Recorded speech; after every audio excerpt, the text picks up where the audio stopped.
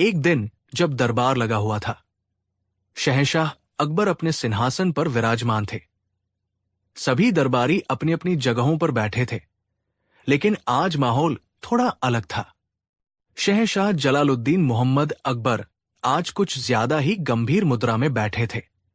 न वे किसी नर्तकी का नृत्य देख रहे थे, न ही तानसेन का संगीत सुन रहे थे। उनकी उंगलियां उनके सिंहासन के हत्थे पर लगातार थिरक रही थी, जो उनकी बेचैनी का संकेत था। बीरबल, जो बादशाह के नवरत्नों में सबसे अनमोल थे, उन्होंने बादशाह की इस चुप्पी को भांप लिया। बीरबल अपनी जगह से उठे, झुककर सलाम किया और बोले, जहांपना, आज सूरज तो पूरब से ही निकला है, हवाएं भी सुहावनी है। फिर आपके चेहरे पर यह बादलों जैसी गंभीरता क्यों छाई है? क्या इस नाचीज से कोई खता हुई है या सल्तनत पर कोई मुसीबत आन पड़ी है? अकबर ने सिर उठाया और बीरबल की ओर देखा। उनकी आंखों में एक अजीब सी चमक थी, एक ऐसी चमक जो किसी तूफान के आने से पहले होती है। अकबर बोले, नहीं बीरबल, सल्तनत खैरियत से है। बस आज हम इंसान की फितरत के बारे में सोच रहे थे। हम सोच रहे थे कि दुनिया में लोग जो दिखते हैं वो होते नहीं हैं। बीरबल मुस्कुराए और कहा कि हुजूर, ये तो दुनिया का दस्तूर है, हाथी के दांत खाने के और दिखाने के और। अकबर ने हाथ हिलाया और कहा कि कहावतें नहीं बीरबल, हमें सबूत चाहिए। हम आज तुम्हारी बुद्धिमानी की एक बहुत कठिन परीक्षा लेना चाहते हैं। पूरे दरबार में सन्नाटा छा गया। मुल्ला दोप्याजा और अन्य दरबारी जो बीरबल से जलते थे, उनके कान खड़े हो गए। उन्हें लगा आज बीरबल फंसेगा। अकबर ने अपनी गद्दी से थोड़ा आगे झुकते हुए कहा कि बीरबल, हमारा हुक्म है कि तुम कल सुबह दरबार में 3 ऐसे खास लोगों को पेश करो। पहला, जो अंधा हो पर उसकी आंखें सलामत हो। दूसरा, जो बहरा हो पर उसके कान एकदम ठीक हो। और तीसरा, जो गूंगा हो पर उसके पास एक लंबी जुबान हो। दरबार में खसर पुसर शुरू हो गई। लोग सोचने लगे कि ये कैसा सवाल है, जिसकी आंखें हैं वो अंधा कैसे हो सकता है? अकबर ने अपनी बात पूरी की और कहा कि याद रहे बीरबल, हमें नाटक करने वाले लोग नहीं चाहिए। हमें ऐसे लोग चाहिए जो वाकई में अपनी फितरत से अंधे, बहरे और गूंगे हों। अगर कल सुबह तक तुम ऐसे 3 नमूने पेश नहीं कर पाए तो हम मान लेंगे कि तुम्हारी अक्लमंदी पर जंग लग गया है। बीरबल ने कुछ पल सोचा। ये चुनौती शारीरिक विकलांगता की नहीं थी, ये मानसिक और सामाजिक व्यवहार की पहेली थी। बीरबल ने मुस्कुराते हुए सिर झुकाया और कहा कि जो हुक्म जहांपना, कल दरबार सजने से पहले ये 3 मूर्तियां आपके सामने होंगी। बीरबल महल से बाहर निकले। चुनौती कठिन थी। उन्हें ऐसे लोग ढूंढने थे जो समाज के बीच रहते हों, सामान्य दिखते हों, लेकिन हकीकत में अंधे, बहरे और गूंगे हों। बीरबल ने अपना शाही लिबास उतारा और एक साधारण नागरिक का वेश धारण किया ताकि वे लोगों के बीच घुल मिल सके। वे आगरा के मुख्य बाजार, मीना बाजार की ओर चल पड़े। बाजार गुलजार था। दुकानों पर भीड़ थी। हलवाइयों की कढ़ाइयों में दूध उबल रहा था। लोहार लोहा पीट रहे थे और सौदागर आवाजें लगा रहे थे। बीरबल बाजार के बीचों बीच खड़े होकर लोगों को गौर से देख रहे थे। तभी उनकी नजर एक बहुत ही अमीर दिखने वाले सेठ पर पड़ी।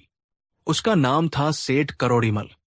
करोड़ीमल ने रेशमी कपड़े पहने थे और गले में मोतियों की माला थी, लेकिन वो अजीब तरीके से चल रहा था। उसके हाथ में एक बही खाता था। वो बाजार की भीड़ भाड़ वाली सड़क पर चलते हुए पूरी तरह से उस किताब में डूबा हुआ था। वो बुदबुदा रहा था कि 25 और 10-35 रामलाल का ब्याज बाकी है, श्यामलाल से वसूली करनी है। उसकी नजरें किताब पर गड़ी थी। उसके सामने से एक बैलगाड़ी आ रही थी। गाड़ीवान चिल्ला रहा था कि हटो भाई, हटो सामने से। लोग भी कह रहे थे कि अरे सेठ जी, बच के। लेकिन सेठ करोड़ीमल को न तो बैलगाड़ी दिखी, न ही सड़क पर फैला कीचड़। उसका पूरा ध्यान मुनाफे के गणित में था और तभी धड़ाम से आवाज आई। सेठ जी सीधे बैलगाड़ी के पहिए से टकराए और बगल में पड़े कीचड़ के ढेर में जा गिरे। उनका कीमती रेशमी कुर्ता कीचड़ से सन गया। बही खाता हवा में उड़कर दूर जा गिरा। बीरबल ने तुरंत दौड़कर उन्हें उठाया और पूछा कि अरे सेठ जी, आप ठीक तो है? सेठ करोड़ीमल ने गुस्से में अपनी आंखें पोंछी और चिल्लाया कि अरे अंधे हो क्या? दिखता नहीं मैं आ रहा हूं। बीच रास्ते में बैलगाड़ी खड़ी कर दी। बीरबल ने मन ही मन सोचा कि मिल गया पहला नमूना। बीरबल ने विनम्रता से कहा कि माफ करे सेठ जी, लेकिन बैलगाड़ी तो अपनी जगह चल रही थी और आपकी आंखें तो बिल्कुल ठीक लग रही हैं, बड़ी बड़ी और चमकदार है। फिर आपको इतनी बड़ी गाड़ी और लोगों का शोर सुनाई नहीं दिया? सेठ ने झल्लाते हुए कहा कि अरे भाई, मेरा ध्यान मेरे हिसाब किताब में था। लाखों का लेन देन है, अगर एक आंकड़ा भी गलत हो जाता तो बर्बाद हो जाता। मुझे दुनियादारी देखने की फुर्सत नहीं है। बीरबल समझ गए, ये व्यक्ति धन के लोभ में अंधा है। इसकी आंखें हैं, पर इसे मुनाफे के सिवा कुछ नहीं दिखता। बीरबल ने धीरे से उसके कान में कहा कि सेठ जी, कल बादशाह अकबर ने दरबार में विशेष व्यापारियों को सम्मानित करने के लिए बुलाया है, आप जरूर आइएगा। सेठ खुश हो गया और बोला कि बादशाह का बुलावा, मैं जरूर आऊंगा। अब बीरबल आगे बढ़े। उन्हें आंखों वाला अंधा तो मिल गया था, अब बारी थी कानों वाले बहरे की। चलते चलते बीरबल एक मंदिर के पास पहुंचे। वहां कीर्तन हो रहा था। बाहर काफी भीड़ थी। वहीं पास के चबूतरे पर एक हटा कट्टा नौजवान बैठा था। उसका नाम था बिरजू। बिरजू गांव का पहलवान लगता था। वो बड़े चाव से अपने दोस्तों के साथ गप्पे लड़ा रहा था। तभी एक बहुत ही बूढ़ी और लाचार औरत वहां आई। उसके कपड़े फटे हुए थे और वो कांप रही थी। वो बिरजू के पास गई और बोली कि बेटा, ओ बेटा, जरा सुन तो, मुझे सड़क पार करा दे। मेरी आंखों से कम दिखता है और गाड़ियां बहुत तेज चल रही है। बिरजू ने उसकी बात सुनी, लेकिन अनसुनी कर दी। उसने अपना मुंह फेरा और अपने दोस्त से बोला कि अरे यार, कल दंगल में मैंने जो दाव खेला ना, सब देखते रह गए। बूढ़ी अम्मा ने फिर कहा थोड़ा जोर से कि बेटा, भगवान तेरा भला करेगा, बस सड़क पार करा दे। बिरजू के कान बिल्कुल ठीक थे। वो अपने दोस्त की धीमी फुसफुसाहट भी सुन रहा था, लेकिन उस बूढ़ी औरत की चीख उसे सुनाई नहीं दे रही थी। बीरबल ने यह देखा। वो बिरजू के पास गए और बोले कि भाई, लगता है तुम्हारे कानों में कुछ दिक्कत है। वो माई कब से तुम्हें पुकार रही है। बिरजू हंसा और बोला कि अरे काका, कान तो मेरे इतने तेज है कि मैं मच्छर के उड़ने की आवाज भी सुन लूं, पर इन भिखारियों की आवाज सुनने लगा तो दिन भर यही करता रहूंगा। ये सब बकवास है, मुझे सिर्फ अपने काम की बात सुनाई देती है। बीरबल मुस्कुराए। उन्हें दूसरा नमूना भी मिल गया था। ये अहंकार और स्वार्थ का बहरा है। इसे वो सब सुनाई देता है जो इसके मतलब का है, जैसे अपनी तारीफ, लेकिन किसी की मदद की पुकार इसके कानों तक नहीं पहुंचती। बीरबल ने कहा कि वाह पहलवान, तुम तो बड़े काम के आदमी लगते हो। कल दरबार में कुश्ती का आयोजन है, बादशाह ने तुम्हें बुलाया है। बिरजू ने अपनी मूंछों पर ताव दिया और बोला कि बादशाह का बुलावा, मैं तो जाऊंगा ही। अब शाम होने को आई थी। बीरबल को 2 लोग मिल चुके थे, लेकिन तीसरा, जुबान वाला गूंगा, ढूंढना सबसे मुश्किल था। बीरबल शहर के कोतवाल के पास से गुजर रहे थे। तभी उन्होंने देखा कि सड़क के किनारे एक मिठाई की दुकान पर कुछ हंगामा हो रहा है। बीरबल एक कोने में खड़े होकर तमाशा देखने लगे। दुकान पर शाही सेना का एक सिपाही खड़ा था।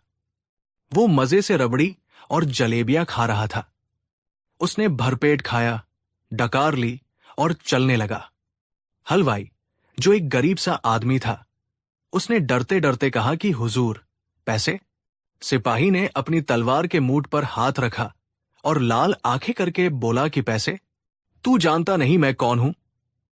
शाही फौज का सिपाही हूं। हमारी रक्षा की वजह से तू दुकान चला रहा है और हमसे पैसे मांगता है। सिपाही ने हलवाई को एक जोरदार धक्का दिया। हलवाई गिर पड़ा। आसपास कई लोग खड़े थे। उनमें एक संभ्रांत दिखने वाला व्यक्ति भी था, जिसका नाम था पंडित दीनानाथ। दीनानाथ समाज में बहुत ज्ञान बांटते थे, सत्य की बातें करते थे। बीरबल ने देखा कि दीनानाथ सब कुछ देख रहे हैं। सिपाही की बदतमीजी साफ थी। बीरबल दीनानाथ के पास गए और बोले कि पंडित जी, आप तो ज्ञानी हैं। आप देख रहे हैं कि उस गरीब के साथ अन्याय हो रहा है। आप सिपाही को टोकते क्यों नहीं? आप गवाह क्यों नहीं बनते? दीनानाथ ने इधर उधर देखा, फिर बीरबल को कोने में ले जाकर धीरे से बोले कि अरे भाई, धीरे बोलो। मैं सब जानता हूं कि सिपाही गलत है, लेकिन मेरी जुबान इस वक्त बंद रखना ही बेहतर है। ये सिपाही कोतवाल का खास आदमी है। अगर मैंने कुछ बोला तो कल को ये मुझे झूठे केस में फंसा देगा। मेरे बीवी बच्चे हैं। सच बोलने से क्या फायदा जब अपनी ही जान पर बनाए? बीरबल ने मन ही मन कहा कि मिल गया तीसरा नमूना। ये व्यक्ति भय और कायरता का गूंगा है। इसके पास जुबान है, सत्य भी जानता है, लेकिन अन्याय देखकर भी चुप है। बीरबल ने कहा कि पंडित जी, आपकी सहन शक्ति कमाल की है। कल दरबार में आइएगा। बादशाह विद्वानों से मिलना चाहते हैं। अगली सुबह दरबार खचाखच भरा था। बादशाह अकबर बेसब्री से बीरबल का इंतजार कर रहे थे। तभी नकीब ने आवाज लगाई कि राजा, बीरबल तशरीफ ला रहे हैं। बीरबल ने प्रवेश किया। उनके पीछे 3 लोग थे। रेशमी कपड़ों में सेठ करोड़ीमल, पहलवान बिरजू और ज्ञानी पंडित दीनानाथ। तीनों ने बादशाह को सलाम किया। अकबर ने बीरबल की ओर प्रश्नवाचक नजरों से देखा और पूछा कि बीरबल, हमने तुमसे 3 अजूबे मांगे थे। ये तो हटे कटे स्वस्थ इंसान लग रहे हैं। क्या तुम हमारा मजाक उड़ा रहे हो? बीरबल ने शांत स्वर में कहा कि गुस्ताखी माफ जहांपना। पहले इनकी परीक्षा ले लीजिए, फिर फैसला कीजिएगा कि ये अंधे, बहरे और गूंगे हैं या नहीं। सबसे पहले बीरबल ने सेठ करोड़ीमल को आगे किया। बीरबल ने कहा कि जहांपना, ये सेठ जी है। इनकी आंखें बाज की तरह तेज है। ये सोने के सिक्के में रत्ती भर की खोट भी देख सकते हैं। लेकिन बीरबल ने जेब से एक चमचमाता हुआ हीरा निकाला और फर्श पर रख दिया। फिर उन्होंने सेठ जी से कहा कि सेठ जी, जरा बताइए फर्श पर क्या है? सेठ जी की आंखें चमक उठीं। उन्होंने कहा कि अरे, ये तो बेशकीमती हीरा है। बीरबल ने फिर पूछा कि अच्छा सेठ जी, कल जब आप बाजार में चल रहे थे तब आपने क्या देखा था? सेठ जी ने शर्मिंदा होकर सिर झुका लिया और बोले कि हुजूर, मैं बही खाते में इतना डूबा था कि मुझे सामने खड़ी बैलगाड़ी, लोग, कीचड़, यहां तक कि अपनी जान का खतरा भी नहीं दिखा।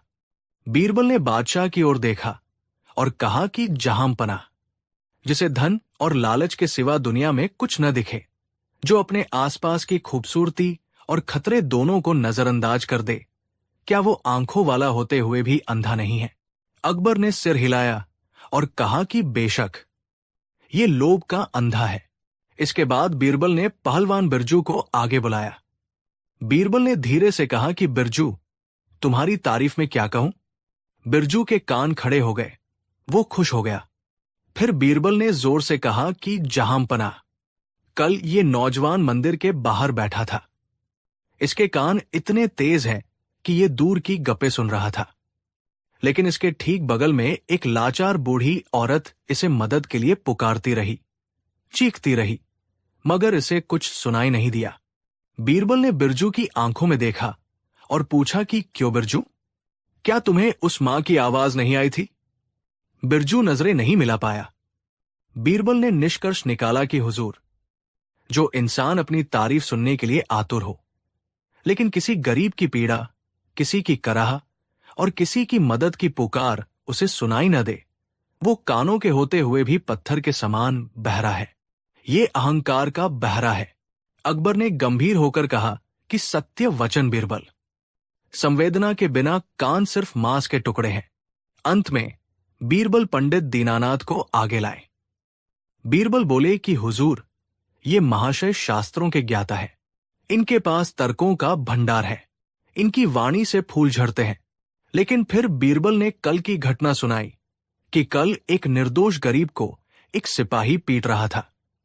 ये वहां खड़े थे, ये जानते थे कि सत्य क्या है, ये बोलकर उस अन्याय को रोक सकते थे, लेकिन इन्होंने अपनी जुबान सिल ली। बीरबल ने आवाज ऊंची की और कहा कि जहांपनाह, ईश्वर ने हमें जुबान सिर्फ स्वाद चखने या चापलूसी करने के लिए नहीं दी है। जुबान का असली काम है सत्य बोलना। जो व्यक्ति अन्याय होते हुए देखे और डर या स्वार्थ के कारण चुप रह जाए, उससे बड़ा गूंगा इस दुनिया में कोई नहीं है। ये कायरता का गूंगा है। दरबार में एकदम सन्नाटा छा गया। पंडित दीनानाथ का सिर शर्म से झुक गया। बादशाह अकबर अपने सिंहासन से खड़े हो गए। वे धीरे धीरे सीढ़ियां उतरकर नीचे आए।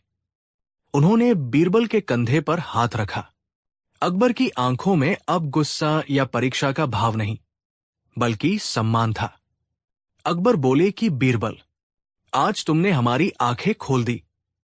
हम शारीरिक कमियों वाले लोगों को बेचारा समझते हैं, लेकिन असल में दया के पात्र तो ये लोग हैं। बादशाह ने दरबारियों को संबोधित करते हुए कहा कि याद रखो, वो आंखें बेकार है जो दूसरों का दर्द न देख सके, वो कान बेकार है जो किसी की पुकार न सुन सके, और वो जुबान बेकार है जो सच के लिए न उठ सके। अकबर ने उन तीनों लोगों को माफ कर दिया, लेकिन उन्हें सख्त हिदायत दी कि वे अपनी इन बुरी आदतों को सुधारें।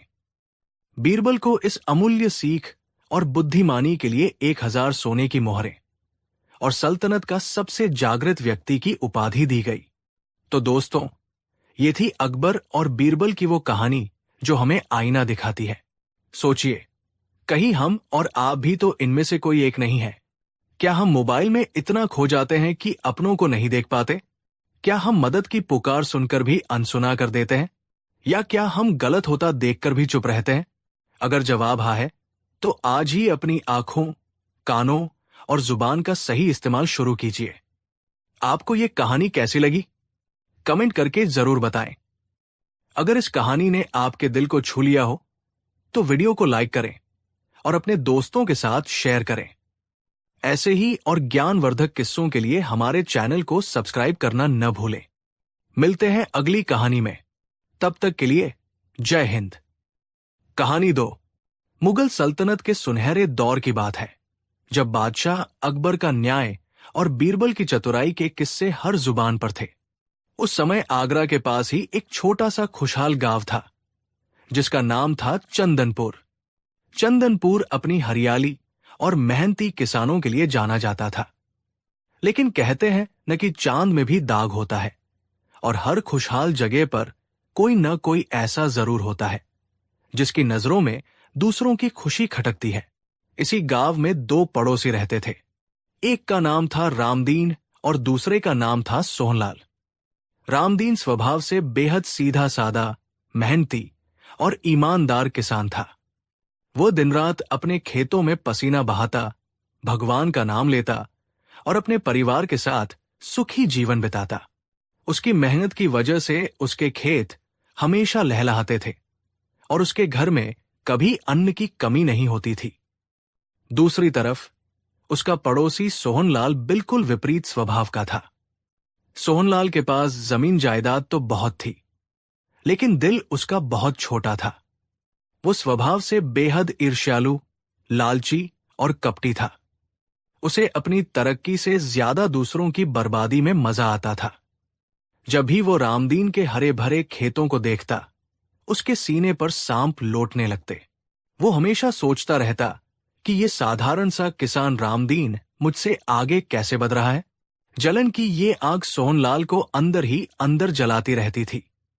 वो हमेशा इसी फिराक में रहता कि कैसे रामदीन को नीचा दिखाया जाए या उसका नुकसान किया जाए। एक साल इंद्रदेव की बेरुखी के कारण बारिश बहुत कम हुई। सावन और भादों के महीने सूखे ही निकल गए। पूरे गांव में पानी की किल्लत होने लगी। तालाब सूखने लगे और कुओं का जलस्तर नीचे चला गया। किसानों के माथे पर चिंता की लकीरें थी, लेकिन सबसे ज्यादा परेशान रामदीन था। रामदीन के पास अपना कोई कुआं नहीं था। वो अब तक बारिश के पानी या गांव के सार्वजनिक तालाब पर निर्भर था। लेकिन इस बार सूखा इतना भयंकर था कि उसकी फसल को बचाने के लिए उसे तुरंत पानी की जरूरत थी। अगर 2-4 दिन में पानी नहीं मिला तो उसकी साल भर की मेहनत, उसकी खड़ी फसल बर्बाद हो जाती। रामदीन ने बहुत सोचा और अंत में उसे एक ही रास्ता दिखाई दिया। उसके पड़ोसी सोहनलाल के खेत में एक बहुत गहरा और पक्का कुआं था। उस कुएं में अभी भी लबालब पानी था। रामदीन ने सोचा कि सोहनलाल उसका पड़ोसी है, बचपन में वे साथ खेले हैं, शायद वो उसकी मदद कर दे। ये सोचकर रामदीन सोहनलाल के घर पहुंचा। सोहनलाल अपनी चौपाल पर हुक्का गुड़गुड़ा रहा था। रामदीन ने हाथ जोड़कर अपनी व्यथा सुनाई और कहा कि सोहनलाल भाई, मेरी फसल पानी बिना मर रही है। अगर तुम मुझे अपने कुएं से पानी लेने दो तो तुम्हारा बड़ा उपकार होगा। सोहनलाल के दिमाग में तुरंत शैतानी घंटी बजी। उसने सोचा कि यही मौका है रामदीन को लूटने का और उसे सबक सिखाने का। उसने अपनी मूंछों पर ताव देते हुए कहा कि देखो रामदीन, भाईचारा अपनी जगह है और धंधा अपनी जगह। पानी आजकल सोने के भाव बिक रहा है। मैं तुम्हें ऐसे ही पानी नहीं दे सकता। हां, अगर तुम चाहो तो मुझसे ये कुआं खरीद लो, फिर जितना चाहे पानी निकालो। रामदीन मरता क्या न करता, उसे अपनी फसल बचानी थी। उसने अपनी जमा पूंजी, पत्नी के कुछ गहने और कुछ उधार लेकर सोहनलाल द्वारा मांगी गई एक मोटी रकम चुका दी। एक पक्का दस्तावेज तैयार हुआ कि आज से वो कुआं रामदीन का है। सोहनलाल ने पैसे गिने और एक कुटिल मुस्कान के साथ कुआं रामदीन के नाम कर दिया। रामदीन बहुत खुश था। उसे लगा कि चलो, पैसे गए तो गए, कम से कम अब पानी की चिंता तो खत्म हुई। अगले दिन सुबह सुबह रामदीन अपनी बैलों की जोड़ी और बाल्टियां लेकर कुएं पर पहुंचा। जैसे ही उसने कुएं में बाल्टी डालने के लिए रस्सी उठाई, पीछे से एक कड़कती आवाज आई कि रुको, खबरदार, जो मेरे पानी को हाथ भी लगाया तो। रामदीन ने पलटकर देखा तो वहां सोहनलाल खड़ा था और उसके हाथ में एक लठ था। रामदीन हैरान रह गया। उसने कहा कि सोहनलाल भाई, ये क्या मजाक है? कल ही तो मैंने तुमसे ये कुआं खरीदा है। मैंने तुम्हें पूरी कीमत चुकाई है। अब ये कुआं मेरा है तो तुम मुझे पानी लेने से क्यों रोक रहे हो? सोहनलाल ने एक धूर्त हंसी हंसते हुए कहा कि रामदीन, तुम बहुत भोले हो। जरा उस दस्तावेज को ध्यान से पढ़ो जो हमने कल बनवाया था। मैंने तुम्हें कुआं बेचा है, कुएं का पानी नहीं। कुआं तुम्हारा है, इसमें कोई शक नहीं, लेकिन उसके अंदर जो पानी है वो अभी भी मेरा है। मैंने पानी के पैसे तुमसे नहीं लिए, सिर्फ इन पत्थर के बने इस कुएं के पैसे लिए हैं। इसलिए तुम मेरे पानी को हाथ नहीं लगा सकते। अगर तुम्हें पानी चाहिए तो उसके अलग से पैसे देने होंगे। रामदीन के पैरों तले जमीन खिसक गई। वो समझ गया कि उसके साथ बहुत बड़ा धोखा हुआ है। उसने सोहनलाल के हाथ पैर जोड़े, उसे नैतिकता और धर्म की दुहाई दी, लेकिन सोहनलाल के कान पर जूं तक नहीं रेंगी। जलन और लालच ने उसकी आंखों पर पट्टी बांध रखी थी। रामदीन निराश होकर गांव के सरपंच के पास गया। पंचायत बैठी, गांव के बड़े बुजुर्ग जमा हुए। सोहनलाल ने वहां भी अपनी वही कुतर्क वाली बात रखी कि मैंने कुआं बेचा है, पानी नहीं। गांव वाले भी सोहनलाल की इस चालाकी से हैरान थे, लेकिन कानूनी तौर पर दस्तावेज में सिर्फ कुआं लिखा था, पानी सहित नहीं लिखा था। सोहनलाल एक अमीर और दबंग आदमी था, इसलिए पंचायत भी दबी जुबान में फैसला टालती रही। रामदीन पूरी तरह टूट चुका था। उसकी फसल सूख रही थी और आंखों के सामने अंधेरा था। तब गांव के एक बुजुर्ग ने उसे सलाह दी कि बेटा, इस समस्या का हल यहां नहीं निकलेगा।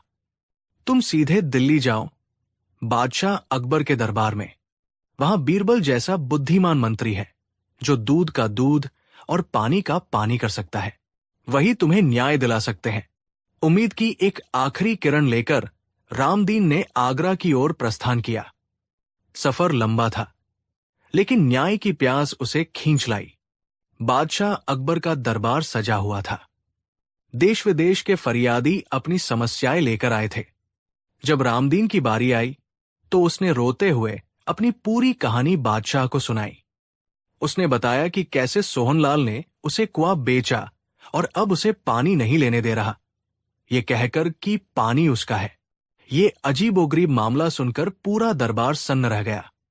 कोई हंस रहा था तो कोई सोहनलाल की धूर्तता पर हैरान था। बादशाह अकबर ने भी माथे पर हाथ रख लिया। उन्होंने सोचा कि ये कैसा पेंच है। तकनीकी रूप से सोहनलाल अपनी जगह सही भी हो सकता है, क्योंकि बिक्री कुएं की हुई थी, लेकिन नैतिक रूप से ये घोर अन्याय था। अकबर ने अपने नवरत्नों की ओर देखा और पूछा कि क्या कोई है जो इस गरीब किसान की मदद कर सके और इस उलझन को सुलझा सके। सभी दरबारी चुप रहे। तब अकबर की नजर बीरबल पर पड़ी। बीरबल मंद मंद मुस्कुरा रहे थे। अकबर समझ गए कि बीरबल के पास इसका हल जरूर है। बादशाह ने कहा कि बीरबल, अब यह मामला तुम्हारे हवाले है, हमें न्याय चाहिए। बीरबल ने सिर झुकाकर कहा कि जो हुक्म जहांपना। बस आप उस पड़ोसी सोहनलाल को दरबार में हाजिर होने का फरमान भिजवा दें। शाही फरमान चंदनपुर पहुंचा। सोहनलाल पहले तो घबराया, लेकिन फिर उसने सोचा कि मेरे पास तो पक्का दस्तावेज है और मेरा तर्क भी अचूक है कि कुआं अलग है और पानी अलग। वो बड़े आत्मविश्वास के साथ तैयार होकर आगरा पहुंचा। अगले दिन दरबार फिर से लगा। एक तरफ गरीब और परेशान रामदीन खड़ा था और दूसरी तरफ अकड़ में खड़ा सोहनलाल। बीरबल ने अपनी जगह से उठकर सोहनलाल के पास गए।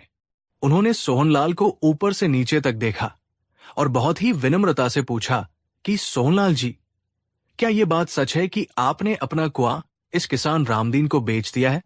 सोहनलाल ने तनकर जवाब दिया कि जी हुजूर, बिल्कुल सच है। मैंने कुआं बेच दिया है और उसके पूरे पैसे भी ले लिए हैं। बीरबल ने फिर पूछा कि तो फिर आप इसे पानी क्यों नहीं लेने दे रहे? क्या पानी में कोई खराबी है? सोहनलाल ने अपनी वही रटिरटाई दलील दी कि जनाब, बात खराबी की नहीं है, बात उसूल और सौदे की है। मैंने इसे सिर्फ कुआं बेचा था, यानी कुएं का ढांचा, ईंटें और गहराई।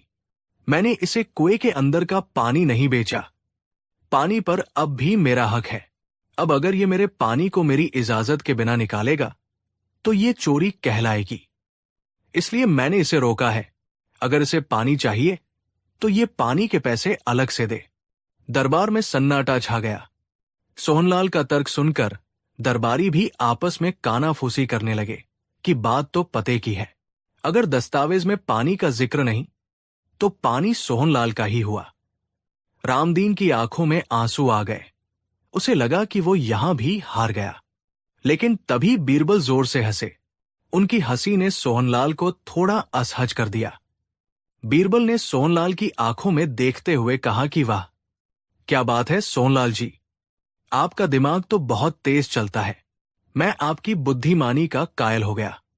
आपका तर्क बिल्कुल सही है। जब आपने कुआं बेचा, पानी नहीं तो पानी आपका ही हुआ। सोहनलाल खुशी से फूल गया। उसे लगा कि बीरबल ने भी उसके पक्ष में फैसला सुना दिया। उसने कहा कि धन्यवाद हुजूर, मैं जानता था कि आप जैसे बुद्धिमान लोग मेरी बात जरूर समझेंगे। लेकिन बीरबल ने बात आगे बढ़ाई। उन्होंने चेहरा गंभीर करते हुए कहा कि लेकिन सोहनलाल जी, यहां एक बहुत बड़ी समस्या है।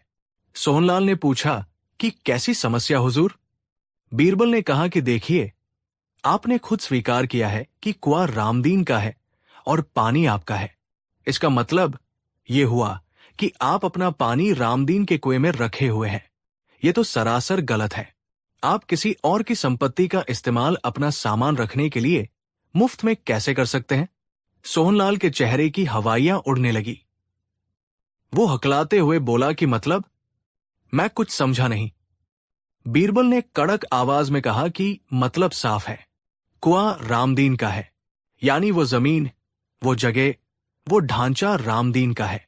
आपने अपना पानी अवैध रूप से रामदीन के कुएं में जमा कर रखा है। आपको कोई हक नहीं है कि आप अपनी चीज किसी और के घर में जबरदस्ती रखें। बीरबल ने फैसला सुनाते हुए कहा कि अब आपके पास दो ही रास्ते हैं। पहला, आप अपना सारा पानी फौरन यानी अभी के अभी रामदीन के कुएं से निकाल लीजिए। अपनी एक एक बूंद वहां से हटा लीजिए, क्योंकि वो कुआं अब रामदीन का है। और दूसरा रास्ता यह है कि चूंकि आपने रामदीन के कुएं को अपने पानी के लिए गोदाम की तरह इस्तेमाल किया है, तो आपको इसका किराया देना होगा। और किराया भी छोटा मोटा नहीं। जिस दिन से आपने कुआं बेचा है, उस दिन से लेकर आज तक हर दिन के हिसाब से आपको रामदीन को सोने की 2 अशर्फियां किराए के तौर पर देनी होंगी। और अगर आप पानी नहीं हटाते हैं, तो ये माना जाएगा कि पानी भी कुएं के साथ ही रामदीन का है। बीरबल का ये तर्क सुनकर सोहनलाल के पैरों तले से जमीन ही नहीं, पाताल भी खिसक गया। वो अपने ही जाल में बुरी तरह फंस चुका था। कहां वह रामदीन से और पैसे ऐंठने की सोच रहा था, और कहा अब उसे उल्टा किराया देने की नौबत आ गई थी। सारा पानी तुरंत निकालना तो असंभव था, और किराया देना उसे बर्बाद कर देता। सोहनलाल का पसीना छूटने लगा। उसका सारा अहंकार, सारी चालाकी बीरबल के एक वार से चकनाचूर हो गई थी। दरबार में मौजूद सभी लोग, जो कुछ देर पहले तक उलझन में थे, अब बीरबल की वाहवाही कर रहे थे। रामदीन के चेहरे पर मुस्कान लौट आई थी। सोहनलाल घुटनों के बल गिर पड़ा। उसने बीरबल और बादशाह के सामने हाथ जोड़कर कहा कि हुजूर, मुझे माफ कर दे। मेरी अक्ल पर पत्थर पड़ गए थे। लालच और पड़ोसी से जलन ने मुझे अंधा कर दिया था। मैं अपनी गलती मानता हूं। वो कुआं और उसका पानी सब रामदीन का है। मैं एक पैसा नहीं मांगूंगा और न ही कभी उसे परेशान करूंगा। मुझे बस इस किराए और सजा से बचा लीजिए। बादशाह अकबर ने बीरबल की तरफ प्रशंसा भरी नजरों से देखा। बीरबल ने सोहनलाल से कहा कि ठीक है, अगर तुम अपनी गलती मानते हो और लिखित में देते हो कि कुएं के साथ साथ पानी भी रामदीन का है, और भविष्य में तुम कभी उसके काम में बाधा नहीं डालोगे, तो तुम्हें माफ किया जा सकता है। लेकिन याद रखना, जलन इंसान को राख कर देती है। पड़ोसी के साथ मिलजुल कर रहने में ही भलाई है। सोहनलाल ने तुरंत माफीनामा लिखा और हमेशा के लिए अपनी हरकतों से तौबा कर ली। रामदीन ने बीरबल के पैर छुए और उन्हें धन्यवाद दिया। बादशाह अकबर ने रामदीन को कुछ उपहार देकर विदा किया और बीरबल को उनकी अद्भुत न्यायप्रियता के लिए पुरस्कृत किया। रामदीन जब गांव लौटा तो वो अकेला नहीं था, उसके साथ न्याय की जीत भी लौटी थी। सोहनलाल भी बदल चुका था। अब वो समझ गया था कि दूसरों के लिए गड्ढा खोदने वाला खुद उसमें गिरता है। उसने रामदीन से भी माफी मांगी और दोनों फिर से अच्छे पड़ोसी की तरह रहने लगे। रामदीन की फसल को पानी मिला और गांव को एक बहुत बड़ी सीख। तो दोस्तों, ये थी कहानी जलन, लालच और चतुराई की। इस कहानी से हमें ये सीखने को मिलता है कि हमें कभी भी दूसरों की तरक्की से जलना नहीं चाहिए। सोहनलाल के पास सब कुछ था, लेकिन जलन ने उसे चैन से जीने नहीं दिया और अंत में उसे अपमानित होना पड़ा। दूसरी बात यह कि मुसीबत के समय हमें घबराना नहीं चाहिए, बल्कि रामदीन की तरह धैर्य और सही मार्गदर्शन से समाधान ढूंढना चाहिए। और सबसे अहम बात, दुनिया में चाहे कितनी भी चालाकी और बुराई क्यों न हो, जीत अंत में सच्चाई और बुद्धिमानी की ही होती है।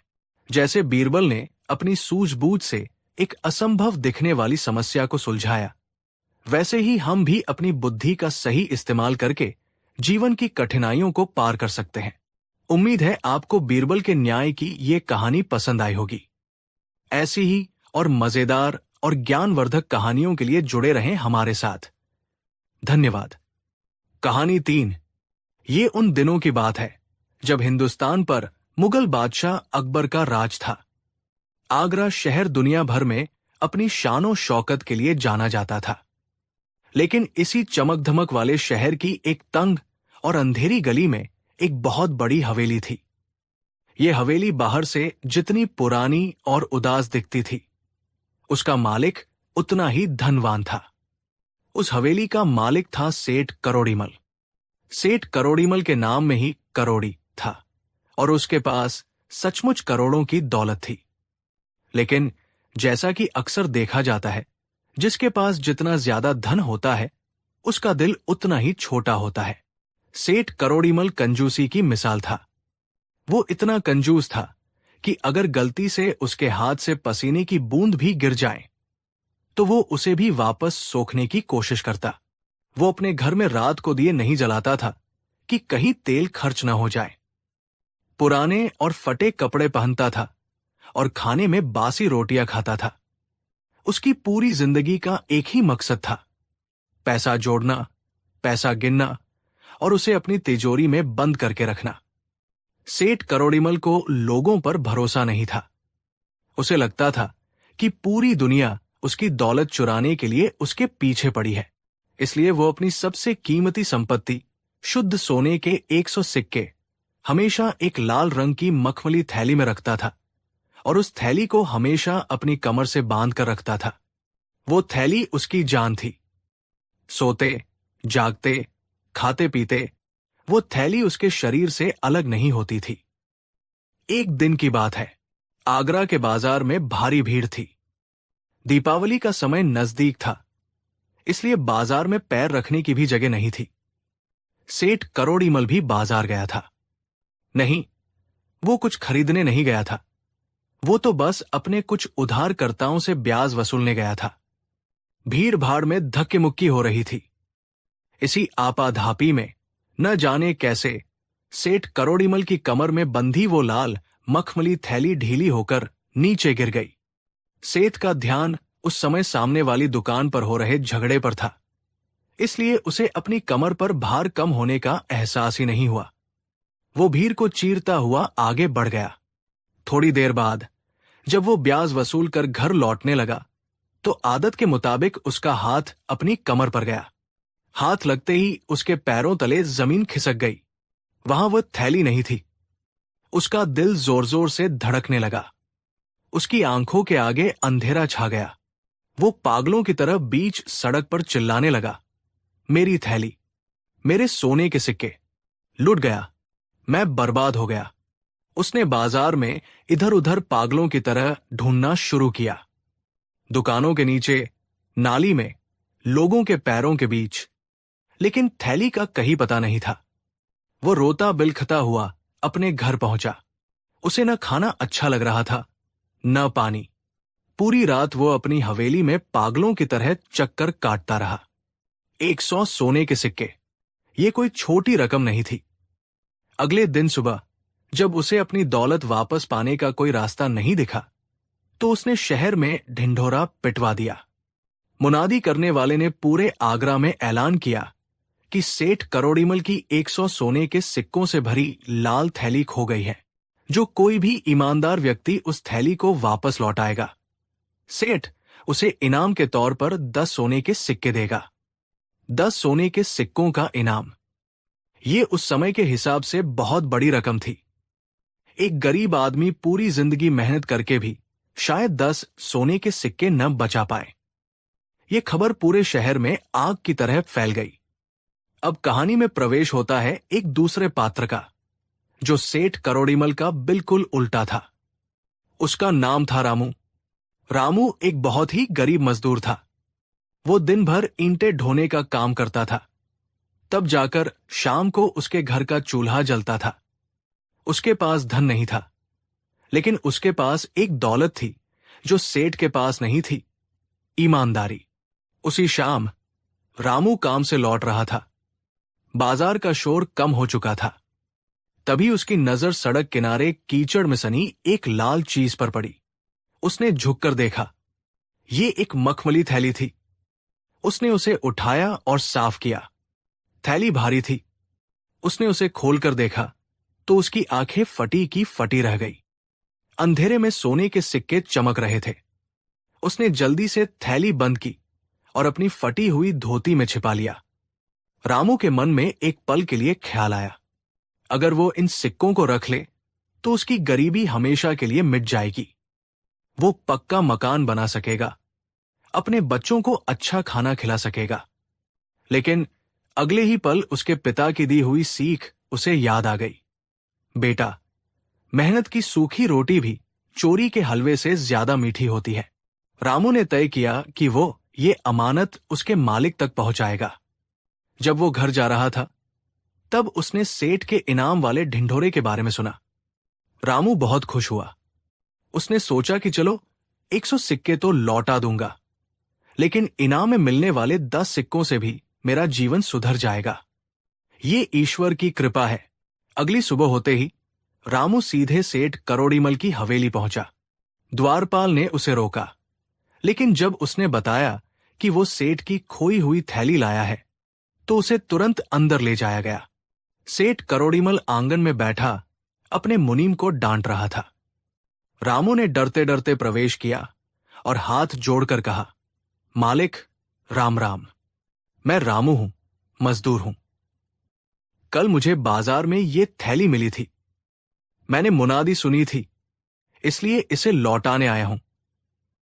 जैसे ही सेठ ने अपने हाथ में वो लाल थैली देखी, वो झपटकर रामू के पास आया और थैली छीन ली। सेठ की आंखों में चमक आ गई। उसने जल्दी से थैली खोली।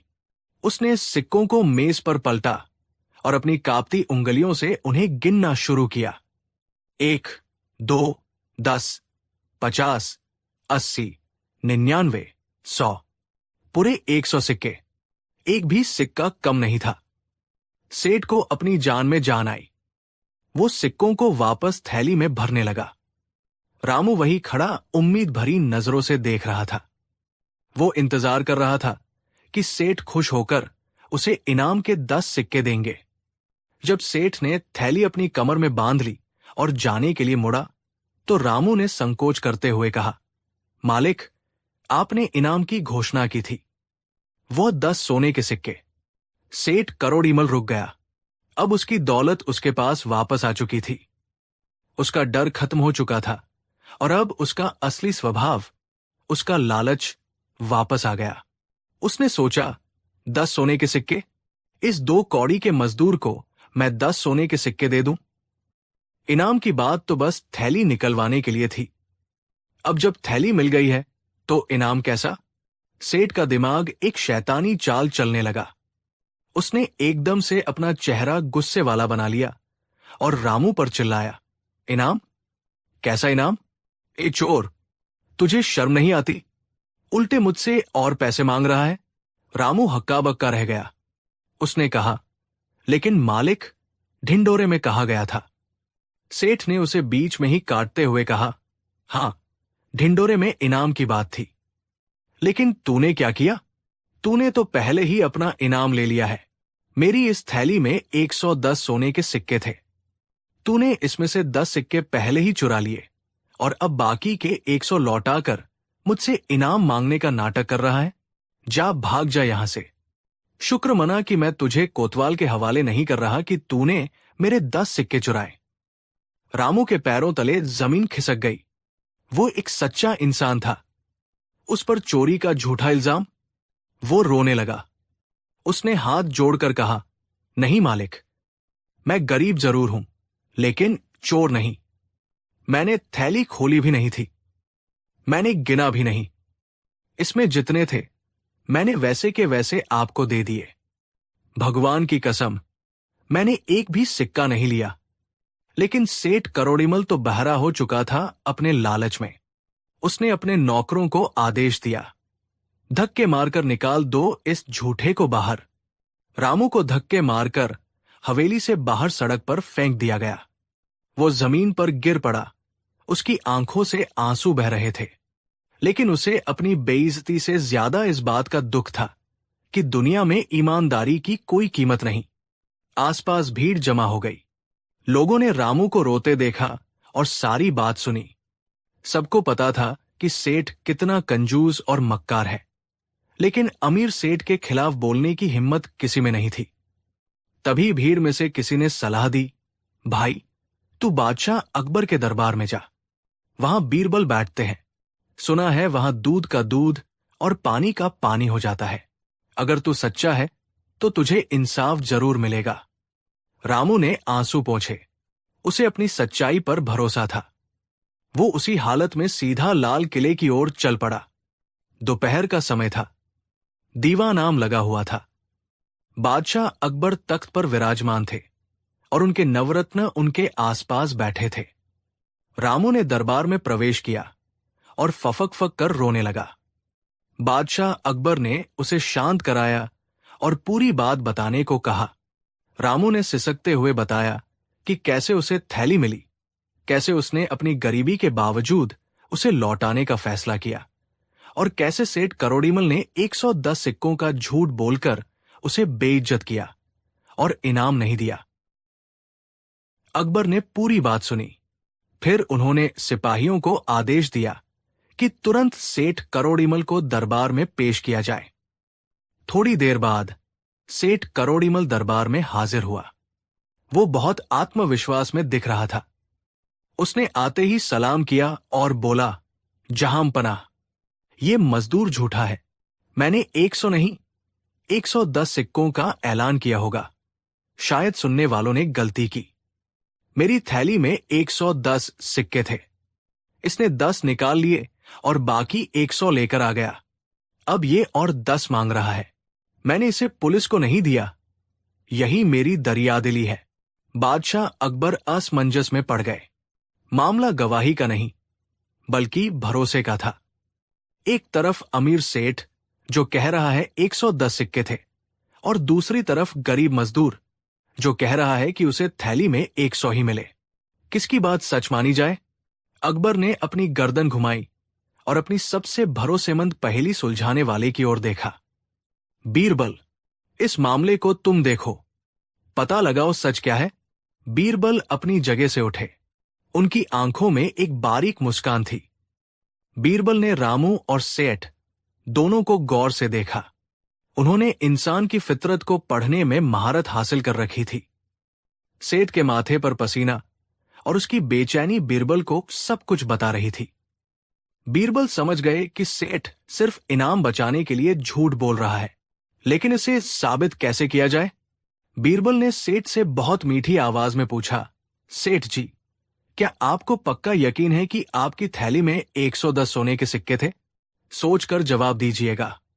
ये दरबार है। सेठ ने अकड़ कर कहा, बिल्कुल बीरबल जी, मैं बनिया हूं, पाई पाई का हिसाब रखता हूं। मैंने खुद 110 सिक्के गिने थे और थैली में डाले थे। 100 पुराने सिक्के थे और 10 नए सिक्के थे जो मैंने उसी दिन कमाई में लिए थे। 110 मतलब 110। बीरबल ने फिर रामू की तरफ देखा और पूछा, रामू, तुमने थैली खोली थी? रामू ने कहा, हुजूर, मैंने सिर्फ ये देखने के लिए खोली थी कि उसमें क्या है, लेकिन मैंने गिना नहीं था। मैंने एक सिक्का भी नहीं निकाला। बीरबल ने कुछ देर तक अपनी ठुड्डी पर हाथ रखकर सोचा। पूरा दरबार शांत था। हर कोई ये जानने को बेताब था कि बीरबल फैसला क्या देंगे। सेठ मन ही मन खुश हो रहा था कि उसने बीरबल को भी घुमा दिया। अब उसके 100 सिक्के भी बच गए और इनाम भी नहीं देना पड़ा। अचानक बीरबल ने ताली बजाई और बादशाह की ओर देखकर कहा, जहां पनाह, मामला बिल्कुल साफ है। इसमें ज्यादा सोच विचार की जरूरत ही नहीं है। मुझे लगता है कि दोनों ही सच बोल रहे हैं। यह सुनकर दरबार में सन्नाटा छा गया। रामू घबरा गया। अगर दोनों सच बोल रहे हैं तो मतलब रामू चोर साबित हो जाएगा। अकबर ने हैरान होकर पूछा, क्या मतलब बीरबल? दोनों सच कैसे बोल सकते हैं? अगर सेठ के 110 थे और रामू 100 लाया तो चोरी तो हुई है। बीरबल मुस्कुराए और बोले, नहीं जहां पनाह, जरा मेरे तर्क को सुनिए। सेठ जी एक बहुत ही प्रतिष्ठित और धनवान व्यक्ति है। जैसा कि वे खुद कहते हैं कि वे अपने हिसाब में कभी गलती नहीं करते। वे शपथ लेकर कह रहे हैं कि उनकी खोई हुई थैली में 110 सिक्के थे। हम उनकी बात को झुठला नहीं सकते। सेठ करोड़ीमल ने यह सुनकर अपनी छाती चौड़ी कर ली और बोला, जी बिल्कुल, बीरबल जी सही कह रहे हैं। मैं कभी गलती नहीं करता। मेरी थैली में 110 ही थे। बीरबल ने आगे कहा, और दूसरी तरफ ये रामू है, गरीब है, लेकिन इसकी आंखों में सच्चाई दिखती है। ये कह रहा है कि इसे जो थैली मिली उसमें केवल 100 सिक्के थे। तो अब निष्कर्ष ये निकलता है, बीरबल ने अपनी आवाज ऊंची की कि रामू को जो थैली मिली है वो सेठ करोड़ीमल की है ही नहीं। सेठ के चेहरे का रंग उड़ गया, उसकी मुस्कान गायब हो गई। क्या? आप क्या कह रहे हैं? बीरबल ने अपनी बात जारी रखी। जी हां, चूंकि आपकी थैली में 110 सिक्के थे और इस थैली में सिर्फ 100 सिक्के हैं, इसका सीधा मतलब है कि किसी और की थैली खोई थी जिसमें 100 सिक्के थे और वो थैली रामू को मिल गई। आपकी 110 सिक्कों वाली थैली अभी भी कहीं खोई हुई है, शायद कोई और उसे ले आए। अकबर को बीरबल की चाल समझ आ गई। वे जोर से हंसे और बोले, बिल्कुल सही बीरबल, वाह क्या न्याय है। बीरबल ने अब खजांची को आदेश दिया, खजांची साहब, इस थैली को शाही खजाने में जमा कर लीजिए। चूंकि इसका कोई दावेदार नहीं है, क्योंकि सेठ की थैली तो ये है नहीं, तो नियमानुसार लावारिस धन सरकार का होता है। और हां, इस धन को जमा करने से पहले इस ईमानदार मजदूर रामू को इनाम के तौर पर 10 सोने के सिक्के इसी थैली में से निकालकर दे दिए जाएं। खजांची ने थैली उठा ली। सेठ करोड़ीमल की जान हलक में आ गई। उसकी आंखों के सामने उसकी जिंदगी भर की कमाई, उसके प्यारे 100 सिक्के हाथ से फिसलते जा रहे थे। 10 सिक्के बचाने के चक्कर में पूरे 100 सिक्के जा रहे थे। सेठ घुटनों के बल गिर पड़ा। वो रोने लगा, बीरबल जी, हुजूर, मुझ पर रहम करें, मैं झूठ बोल रहा था, मुझे माफ कर दे, मेरा लालच मेरी अक्ल खा गया था। उस थैली में 100 ही सिक्के थे। मैंने सिर्फ इनाम के पैसे बचाने के लिए झूठ बोला था कि उसमें 110 है। रामू ने कोई चोरी नहीं की, वो थैली मेरी है। बीरबल ने कठोरता से सेठ को देखा और कहा, अब बहुत देर हो चुकी है सेठ, तुमने दरबार में झूठ बोला, एक गरीब को चोर कहा और अपनी नीयत खराब की। ये थैली अब तुम्हें तभी मिलेगी जब तुम अपनी गलती का प्रायश्चित करोगे। अकबर ने क्रोधित होकर कहा, इस बेईमान सेठ को कोड़े लगाए जाएं। बीरबल ने बादशाह को शांत करते हुए कहा, नहीं जहां पनाह, इसे कोड़ों से ज्यादा दर्द इसकी दौलत जाने से होगा, लेकिन हम इसके साथ वही सुलूक करेंगे जो न्याय संगत हो। बीरबल ने अपना फैसला सुनाया।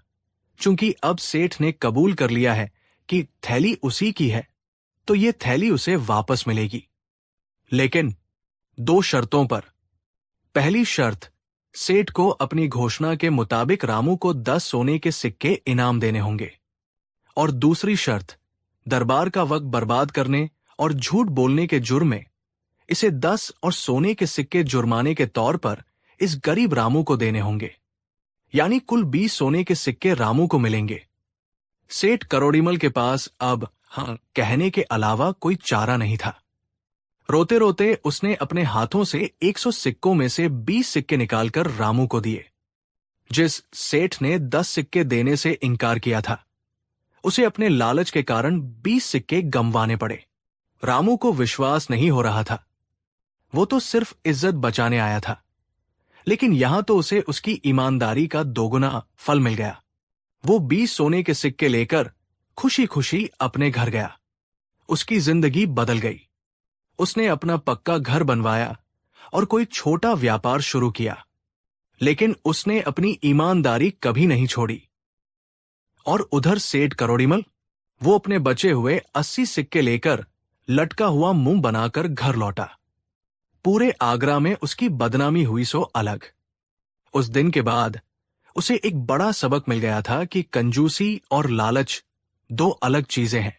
पैसा बचाना ठीक है, लेकिन बेईमानी करके पैसा बचाने की कोशिश हमेशा महंगी पड़ती है। तो दोस्तों, ये थी कहानी लालच बुरी बला है। इस कहानी ने हमें सिखाया कि जब हम दूसरों का हक मारने की कोशिश करते हैं, तो अक्सर हम अपना ही नुकसान कर बैठते हैं। सेठ करोड़ीमल अगर ईमानदारी से 10 सिक्के दे देता, तो उसके पास 90 सिक्के बचते और उसका सम्मान भी बढ़ता। लेकिन 100 के 100 रखने के लालच में उसने अपनी प्रतिष्ठा भी खोई और दोगुना पैसा भी। वहीं रामू ने हमें सिखाया कि ईमानदारी का रास्ता कभी कभी मुश्किल लग सकता है, कांटों भरा हो सकता है, लेकिन उसकी मंजिल हमेशा सुकून और सफलता पर ही खत्म होती है। बीरबल की चतुराई ने एक बार फिर साबित कर दिया कि सत्य परेशान हो सकता है, लेकिन पराजित नहीं। आपको ये कहानी कैसी लगी? क्या आपके साथ या आपके आसपास कभी ऐसा हुआ है कि लालच के चक्कर में किसी ने बड़ा नुकसान उठाया हो? हमें कमेंट्स में जरूर लिखकर बताएं। हम हर एक कमेंट पढ़ते हैं। कहानी 4। ये गर्मियों के मौसम की बात है। आगरा का सूरज आग उगल रहा था। गर्मी इतनी थी कि यमुना का पानी भी मानो उबल रहा हो। शाही महल के अंदर बड़े बड़े पंखे हिलाए जा रहे थे। खस की टट्टियों पर इत्र और पानी छिड़का जा रहा था ताकि बादशाह सलामत को ठंडक महसूस हो। लेकिन बादशाह अकबर का मन किसी भी चीज में नहीं लग रहा था। अकबर अपने शाही तख्त पर उदास बैठे थे। गर्मी की वजह से उनकी भूख मर चुकी थी। शाही रसोई परेशान थे। सुबह से 10 तरह के व्यंजन पेश किए जा चुके थे, कबाब, कोरमा, बिरयानी, लेकिन बादशाह ने एक निवाला भी नहीं खाया। अकबर ने चिड़चिड़े स्वर में थाली को दूर करते हुए कहा कि हटाओ इसे। वही रोज का खाना, वही मसाले, वही स्वाद। क्या हमारी सल्तनत के रसोइयों के हाथों का जादू खत्म हो गया है? हमें कुछ भी अच्छा नहीं लग रहा। रसोई ने डरते हुए कहा कि गुस्ताखी माफ हो जहांपनाह, हम पूरी कोशिश कर रहे हैं। आज शाम के भोजन के लिए कुछ बहुत ही खास इंतजाम किया गया है। एक नई सब्जी एक नए अंदाज में पकाई गई है। अकबर ने बेरुखी से कहा कि देखेंगे, अगर आज भी स्वाद ना आया तो याद रखना, शाही बावर्ची खाने के सभी रसोइयों को बदल दिया जाएगा। दरबार में सन्नाटा छा गया। नवरत्न भी चुप थे। मुल्ला दो प्याजा और अन्य दरबारी जो हमेशा बीरबल को नीचा दिखाने का मौका ढूंढते थे, वो भी चुप थे, क्योंकि बादशाह का गुस्सा 7वें आसमान पर था। लेकिन बीरबल हमेशा की तरह शांत थे। उनके चेहरे पर एक हल्की मुस्कान थी। शाम ढली, ठंडी हवा के झोंके आए और शाही दस्तरखान सजाया गया। अकबर भोजन कक्ष में पधारे। उनके साथ बीरबल और कुछ खास दरबारी भी थे। रसोइये ने कांपते हाथों से बादशाह के सामने एक बड़े सोने के कटोरे से ढक्कन हटाया। महक पूरे कमरे में फैल गई। मसालों की खुशबू ने अकबर की सोई हुई भूख को जगा दिया। अकबर ने जिज्ञासा से पूछा कि अरे वाह, खुशबू तो बेहतरीन है, ये क्या है? रसोई ने बताया कि जहांपनाह, ये बैंगन की एक खास डिश है, शाही बैंगन भरता। इसे ताजे मसालों और मक्खन में बहुत धीमी आंच पर पकाया गया है। अकबर ने एक निवाला तोड़ा और मुंह में रखा। जैसे ही स्वाद उनकी जुबान पर लगा, उनकी आंखें फैल गई। खट्टा, तीखा और चटपटा स्वाद। गर्मी की वजह से जो मुंह का स्वाद बिगड़ गया था, वो एकदम से ठीक हो गया। अकबर खुश होकर बोले कि लाजवाब, सुभान अल्लाह, हमने आज तक बैंगन की ऐसी सब्जी नहीं खाई। बीरबल, तुम चखो इसे। बीरबल ने बादशाह के कहने पर एक निवाला खाया। अकबर ने पूछा कि कहो बीरबल, कैसी लगी? सच सच बताना। बीरबल ने मुस्कुराते हुए जवाब दिया कि जहांपनाह, सच तो यह है कि यह सिर्फ एक सब्जी नहीं है, ये तो अमृत समान है। देखिए न हुजूर, ईश्वर ने भी इसे बनाते वक्त कितनी फुर्सत ली होगी। इसका रंग देखिए, शाही बैंगनी रंग, जो सिर्फ राजाओं को शोभा देता है। अकबर ने कहा कि बिल्कुल सही कहा बीरबल, और तुमने गौर किया, इसके सर पर एक हरा ताज है। बीरबल उत्साह से बोले कि जी जहांपनाह, 100 आने सच बात है। सब्जियों में अगर कोई बादशाह है तो वो बैंगन ही है। इसीलिए कुदरत ने इसे पैदा होते ही सर पर ताज पहनाकर भेजा है। ये सिर्फ सब्जी नहीं, ये सब्जियों का सुल्तान है। ये कोमल है, गुदेदार है और स्वाद में इसका कोई मुकाबला नहीं। ये तो शाही दस्तरखान की शान है। अकबर हंसते हुए बोले कि वाह बीरबल, तुमने तो हमारे मन की बात कह दी। रसोइये, आज से हमारे भोजन में ये शाही बैंगन जरूर शामिल होना चाहिए। बीरबल ने सही कहा, ये सब्जियों का राजा है। बीरबल की इतनी तारीफ सुनकर मुल्ला दो प्याजा और अन्य जलने वाले दरबारियों के पेट में दर्द होने लगा। वे सोच रहे थे कि देखो इस बीरबल को कैसी चापलूसी कर रहा है, एक मामूली बैंगन को राजा बना दिया। लेकिन बादशाह खुश थे तो सबने हाँ में हाँ मिलाई। दोस्तों, जब राजा को कोई चीज पसंद आ जाए तो फिर क्या पूछना। अगले कुछ दिनों तक आगरा के शाही महल में बैंगन महोत्सव साथ छिड़ गया। सुबह नाश्ते में बैंगन के पकौड़े, दोपहर के खाने में आलू बैंगन और बैंगन का भरता, और रात के खाने में भरवा बैंगन और बैंगन का सालन। अकबर को बैंगन का चस्का लग गया था। वो हर किसी से यही कहते कि अरे भाई, तुमने बैंगन खाया, क्या लाजवाब चीज है। और बीरबल, जब भी अकबर बैंगन की तारीफ करते, बीरबल उसमें 4 चांद लगा देते। दरबारी आपस में फुसफुसाते कि ये बीरबल तो हद कर रहा है। कल कह रहा था कि बैंगन खाने से त्वचा चमकती है, परसों कह रहा था कि बैंगन खाने से अक्ल बढ़ती है। ये बादशाह को मूर्ख बना रहा है। मुल्ला दो प्याजा एक शातिर मुस्कान के साथ सोच रहे थे कि सब्र करो, अति हर चीज की बुरी होती है। बादशाह का मन जैसे ही भरेगा, ये बैंगन ही बीरबल के पतन का कारण बनेगा। और वो पल बहुत जल्द आने वाला था। इंसान का स्वभाव है बदलाव। एक ही चीज, चाहे वो कितनी ही अच्छी क्यों न हो, अगर रोज मिले तो वो जहर लगने लगती है। और फिर बैंगन की तासीर गर्म होती है, और बाहर मौसम भी गर्म था। ये संयोग अब एक विस्फोट करने वाला था। करीब 1 हफ्ते तक लगातार बैंगन खाने के बाद एक रात अकबर की तबीयत बिगड़ गई। पेट में मरोड़ उठने लगे, बदन में गर्मी बढ़ गई। शाही हकीम को बुलाया गया। हकीम ने नब्ज टटोलते हुए कहा कि जहांपनाह, माफ करें, लेकिन ऐसा लगता है कि खानपान में कुछ गर्म चीज ज्यादा खा ली गई है। क्या आपने पिछले कुछ दिनों में बैंगन का अधिक सेवन किया है? अकबर ने दर्द से कराहते हुए कहा कि हाँ हकीम जी, सुबह शाम वही कमबख्त बैंगन हमारे सामने परोसा जा रहा है। हकीम ने समझाया कि बस यही कारण है हुजूर, बैंगन बादी करता है और इसकी तासीर गर्म होती है। इतनी गर्मी में इसका ज्यादा सेवन पेट के लिए हानिकारक है। आपको कुछ दिन सादा भोजन करना होगा। हकीम तो दवा देकर चले गए, लेकिन अकबर का दर्द अब गुस्से में बदल चुका था। जिस बैंगन को वो सब्जियों का सुल्तान कह रहे थे, अब वही उन्हें अपना सबसे बड़ा दुश्मन लग रहा था। वो पूरी रात सो नहीं पाए। दर्द और गुस्से में वो बस सुबह होने का इंतजार कर रहे थे ताकि दरबार में अपना गुस्सा निकाल सके। अगले दिन दरबार लगा। माहौल तनावपूर्ण था। अकबर की आंखें लाल थी और चेहरा उतरा हुआ था। जैसे ही बीरबल अपनी जगह पर आकर बैठे, अकबर ने रसोई को बुलाया और गरजते हुए पूछा कि आज खाने में क्या बना है। रसोई ने कांपते हुए जवाब दिया कि जहांपनाह, वो आपके पसंद का शाही बैंगन। बैंगन शब्द सुनते ही अकबर का गुस्सा ज्वालामुखी की तरह फट पड़ा। वो चिल्लाए कि खामोश, खबरदार जो उस मनहूस सब्जी का नाम भी लिया तो हटा लो उसे हमारी नजरों के सामने से। ये बैंगन नहीं, ये जहर है। इसने हमारे पेट का वो हाल किया है कि हम बता नहीं सकते। दुनिया में इससे वाहियात, इससे बुरी और इससे बेकार कोई सब्जी नहीं है। दरबार में सन्नाटा छा गया। मुल्ला दो प्याजा और अन्य विरोधियों की आंखों में चमक आ गई। उन्हें लगा कि आज बीरबल फंस गया। अभी 4 दिन पहले तो इसने बैंगन को ईश्वर का तोहफा कहा था। अब देखते हैं ये क्या कहेगा। अगर अब भी तारीफ करेगा तो बादशाह के गुस्से का शिकार होगा, और अगर बुराई करेगा तो हम इसे दोगला साबित कर देंगे।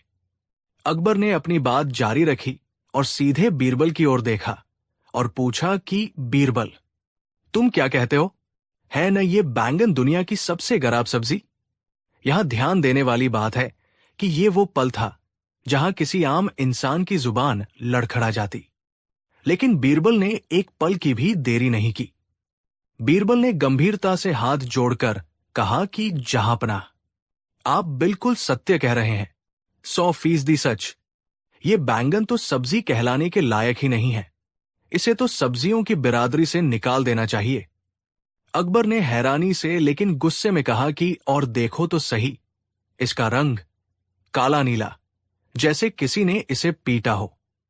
बीरबल ने तुरंत कहा कि जी हुजूर, बिल्कुल मनहूस रंग है। और वो जो इसके सर पर ताज है ना, वो ताज नहीं है, वो तो असल में कील है जो इसके माथे में ठोंक दी गई है इसकी बदसूरती की सजा के तौर पर।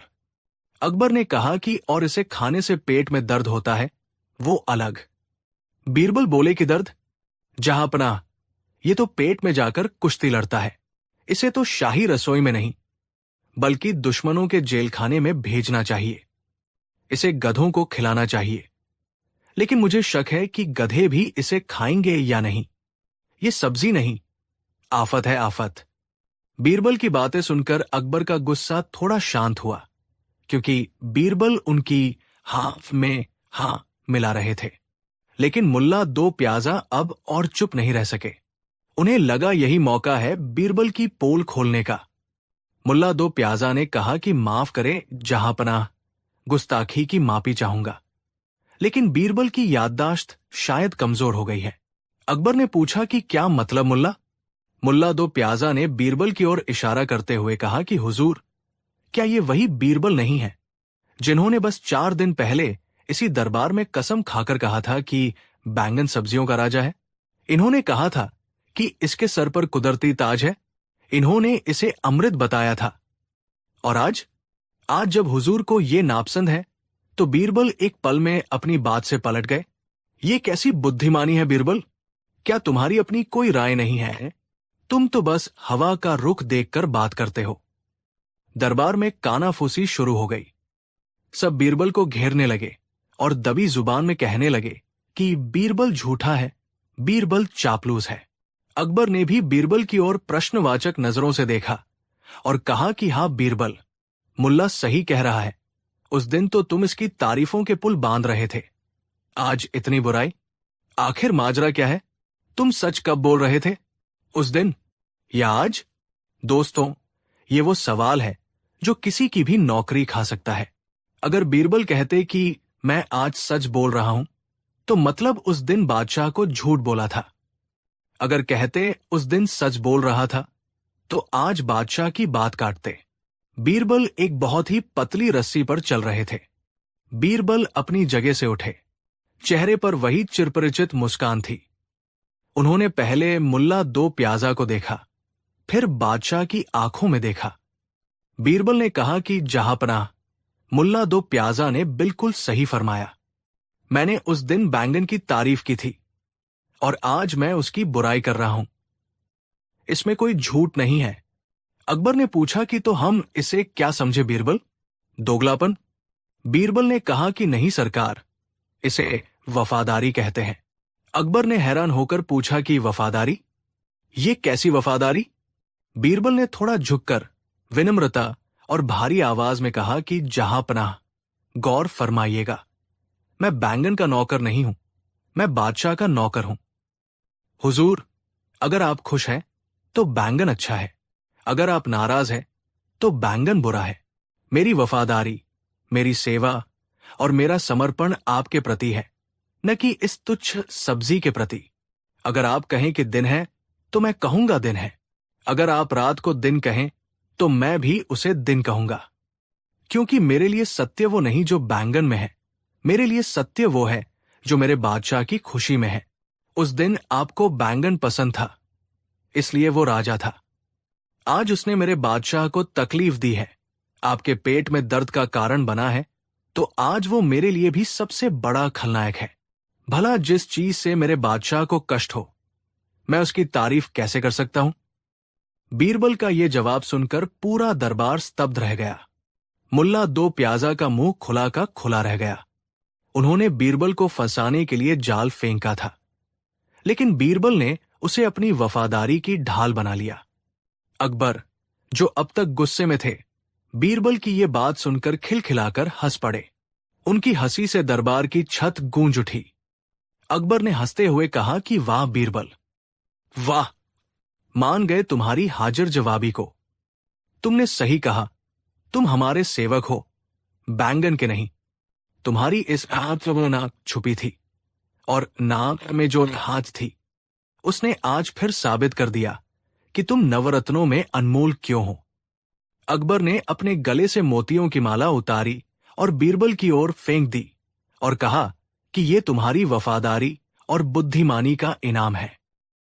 तो दोस्तों, देखा आपने कैसे बीरबल ने एक बहुत ही पेचीदा स्थिति को संभाल लिया। ऊपरी तौर पर यह कहानी हमें हंसाती है और बीरबल की चालाकी दिखाती है, लेकिन अगर गहराई से देखें तो बीरबल ने यहां समय और परिस्थिति की समझ का परिचय दिया। बीरबल जानते थे कि जब बॉस या राजा गुस्से में हो तब तर्क या बहस करने का कोई फायदा नहीं है। उस वक्त माहौल को शांत करना जरूरी होता है। बीरबल ने यह स्पष्ट किया कि रिश्ते किसी वस्तु से ज्यादा महत्वपूर्ण हैं। कभी कभी जीवन में सही या गलत से ज्यादा जरूरी होता है रिश्तों को निभाना और समय की नजाकत को समझना। तो अगली बार जब आपका दोस्त या बॉस किसी चीज को लेकर अपना मूड बदले तो बीरबल की तरह अड़ मत जाइएगा। थोड़ा लचीलापन दिखाइएगा, क्योंकि आखिर आप भी बैंगन के नौकर नहीं हैं। कहानी 5। कहानी की शुरुआत होती है एक छोटे से गांव से। गंगा के किनारे बसे इस गांव में महेश दास नाम का एक युवक रहता था। महेश दास भले ही जेब से गरीब थे, लेकिन दिमाग से वो इतने अमीर थे कि बड़े बड़े विद्वान उनके आगे पानी भरते थे। उनकी कविताएं, उनकी हाजिर जवाबी और उनकी समझदारी के चर्चे पूरे गांव में थे। लेकिन कहते हैं न कि जंगल में मोर नाचा, किसने देखा? महेश दास की प्रतिभा उस छोटे से गांव में घुट रही थी। गरीबी का ये आलम था कि 2 वक्त की रोटी का जुगाड़ करना भी मुश्किल हो जाता था। एक रात जब घर में खाने को कुछ नहीं था, महेश दास की पत्नी ने उनसे कहा कि स्वामी, आपके पास इतना ज्ञान है, इतनी विद्या है, आप अपनी किस्मत को इस छोटे से गांव में क्यों कैद करके बैठे हैं? मैंने सुना है कि दिल्ली और आगरा में बादशाह अकबर गुणी लोगों की बहुत कदर करते हैं। आप वहां क्यों नहीं जाते? शायद हमारी किस्मत बदल जाए। पत्नी की बात महेश दास के दिल में उतर गई। उन्होंने उसी वक्त फैसला कर लिया कि वे आगरा जाएंगे और शहंशाह अकबर के दरबार में अपनी किस्मत आजमाएंगे। अगली सुबह सूरज की पहली किरण के साथ महेश दास ने अपनी छोटी सी पोटली उठाई, जिसमें कुछ सूखे चने और उनकी लिखी कविताओं की पोथी थी। अपनों का आशीर्वाद लेकर वो निकल पड़े आगरा की ओर। रास्ता लंबा था और सफर मुश्किल, लेकिन आंखों में सुनहरे भविष्य का सपना उन्हें थकान महसूस नहीं होने दे रहा था। कई दिनों के पैदल सफर के बाद आखिरकार महेश दास के सामने आगरा का विशाल लाल किला दिखाई दिया। किले की ऊंची दीवारें आसमान से बातें कर रही थी। शहर की रौनक देखकर महेश दास की आंखें फटी की फटी रह गई। बाजारों में विदेशी सामान, सजे धजे हाथी घोड़े और लोगों की भीड़। महेश दास ने मन ही मन सोचा कि यही वो जगह है जहां मेरी प्रतिभा का सही मोल मिलेगा। धड़कते दिल के साथ महेश दास किले के मुख्य द्वार, जिसे शाही दरवाजा कहा जाता था, वहां पहुंचे। वहां लोगों की भारी भीड़ थी। हर कोई बादशाह की एक झलक पाने को बेताब था। लेकिन उस दरवाजे पर खड़ा था एक अड़ियल और बेहद लालची पहरेदार। उसकी बड़ी बड़ी मूछें थी, पेट बाहर निकला हुआ था और आंखों में लालच साफ दिखाई देता था। उसका काम था कि वो सिर्फ खास लोगों को ही अंदर जाने दे, लेकिन उसने इसे अपनी कमाई का जरिया बना लिया था। वो हर आने जाने वाले से रिश्वत लेता और तभी दरवाजा खोलता। महेश दास जैसे ही आगे बढ़े, पहरेदार ने अपना भाला उनके सामने अड़ा दिया और कड़कती आवाज में बोला कि ए फकीर, कहां मुंह उठाए चला जा रहा है? देखता नहीं ये शाही दरबार है, कोई धर्मशाला नहीं। महेश दास ने बड़ी विनम्रता से हाथ जोड़कर कहा कि भाई, मैं बहुत दूर से आया हूं। मैं एक कवि हूं और बादशाह सलामत को अपनी कविताएं सुनाना चाहता हूं। मुझे पूरा यकीन है कि अगर वो मेरी रचनाएं सुनेंगे तो बहुत खुश होंगे। पहरेदार ने ऊपर से नीचे तक महेश दास के फटे पुराने कपड़े देखे और जोर से हंसा। उसने कहा कि अरे जाजा, तेरे जैसे रोज सो कवि यहां आते हैं और धक्के खाकर चले जाते हैं। बादशाह के पास तेरे जैसे फकीरों के लिए वक्त नहीं है। चल भाग यहां से। महेश दास ने बहुत विनती की। उन्होंने कहा कि देखो भाई, मेरी प्रतिभा को मेरे कपड़ों से मत तलो। एक बार मुझे अंदर जाने दो, तुम्हारा भी भला होगा। भला शब्द सुनते ही पहरेदार के कान खड़े हो गए। उसने अपनी मूंछों पर ताव दिया और थोड़ा झुककर बोला कि भला? कैसा भला? देख भाई, यहां से अंदर जाने का एक ही तरीका है। मुट्ठी गर्म करो। अगर तेरे पास सोने या चांदी के सिक्के हैं तो दे दे, मैं तुझे अंदर जाने दूंगा। महेश दास ने अपनी खाली जेबें दिखाई और कहा कि मेरे पास तो फूटी कौड़ी भी नहीं है, मैं तो खुद उम्मीद लेकर आया हूं। यह सुनकर पहरेदार का चेहरा गुस्से से लाल हो गया। उसने कहा कि तो फिर यहां से दफा हो जा। बिना पैसों के तो यहां परिंदा भी पर नहीं मार सकता। महेश दास निराश होकर एक कोने में बैठ गए। वो सोचने लगे कि इतनी दूर आने का क्या फायदा हुआ अगर दरवाजे से ही लौटना पड़े। लेकिन वो हार मानने वालों में से नहीं थे। उनकी बुद्धि घोड़े से भी तेज दौड़ती थी। उन्होंने पहरेदार को ध्यान से देखा और समझ गए कि ये आदमी सिर्फ लालच की भाषा समझता है। कुछ देर सोचने के बाद महेश दास के चेहरे पर एक शरारती मुस्कान आ गई। वो वापस पहरेदार के पास गए। महेश दास ने पहरेदार के कान में फुसफुसाते हुए कहा कि सुनो पहरेदार जी, मेरे पास अभी तो देने के लिए कुछ नहीं है, लेकिन मैं आपसे एक वादा कर सकता हूं। पहरेदार ने चिढ़कर पूछा कि क्या वादा? वादों से मेरा पेट नहीं भरता। महेश दास ने कहा कि मुझे यकीन है कि जब बादशाह मेरी कविता सुनेंगे तो वो खुश होकर मुझे बहुत बड़ा इनाम देंगे। पहरेदार ने पूछा कि तो उसमें मेरा क्या फायदा? महेश दास ने कहा कि मैं वादा करता हूं कि मुझे बादशाह से जो भी इनाम मिलेगा उसका आधा हिस्सा यानी 50% मैं तुम्हें दे दूंगा। बस तुम मुझे अंदर जाने दो। पहरेदार की आंखें चमक उठीं। उसके दिमाग में लालच का कैलकुलेटर चलने लगा। उसने सोचा कि अगर बादशाह खुश हुए तो इसे कम से कम 100 सोने की अशर्फियां तो देंगे ही, और उसका आधा यानी 50 सोने की अशर्फियां, बिना कुछ किए 50 अशर्फियां मिल जाएंगी। ये तो बहुत फायदे का सौदा है। ये फकीर तो बेवकूफ लगता है जो अपनी मेहनत की कमाई मुझे देने को तैयार है। पहरेदार ने अपनी लालच को छुपाते हुए कहा कि पक्का? मुकरेगा तो नहीं? याद रखना, मैं शाही पहरेदार हूं। अगर तूने धोखा दिया तो तुझे काल कोठरी में सड़वा दूंगा। महेश दास ने कसम खाते हुए कहा कि मैं अपनी जुबान का पक्का हूं भाई। जो मिलेगा उसका आधा तुम्हारा। पहरेदार खुश हो गया। उसने तुरंत भाला हटाया और महेश दास को अंदर जाने का रास्ता दे दिया। जाते जाते उसने फिर याद दिलाया कि याद रखना, आधा हिस्सा मेरा है। महेश दास मुस्कुराए और बोले कि फिक्र मत करो, तुम्हें तुम्हारे हिस्से से एक कण भी कम नहीं मिलेगा। अंदर दरबार लगा हुआ था। बादशाह अकबर अपने नवरत्नों के साथ विराजमान थे। दरबार की भव्यता देखकर महेश दास चकाचौंध रह गए। झाड़ फानूस, रेशमी पर्दे और इत्र की खुशबू। वहां देश विदेश के विद्वान अपनी कला का प्रदर्शन कर रहे थे। जब महेश दास की बारी आई तो उन्होंने आगे बढ़कर बादशाह को सलाम किया। दरबारियों ने उनकी वेशभूषा देखकर नाक भौं सिकोड़ी, लेकिन अकबर ने उन्हें मौका दिया। महेश दास ने अपनी कविता शुरू की। उनकी आवाज में ओज था और शब्दों में जादू। उन्होंने बादशाह की न्यायप्रियता और बहादुरी पर ऐसी शानदार कविता सुनाई कि पूरा दरबार मंत्रमुग्ध हो गया। अकबर, जो कला के बहुत बड़े पारखी थे, वो अपनी कुर्सी से उठ खड़े हुए।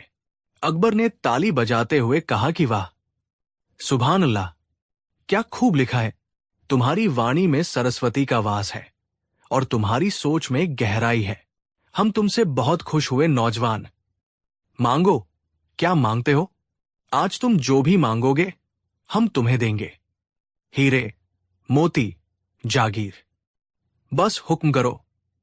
पूरा दरबार सांस रोके खड़ा था। सबको लगा कि ये गरीब ब्राह्मण अब सोने की अशर्फिया या कोई बड़ा पद मांगेगा। पहरेदार, जो दरवाजे की ओट से छुपकर ये सब सुन रहा था, वो खुशी से फूला नहीं समा रहा था।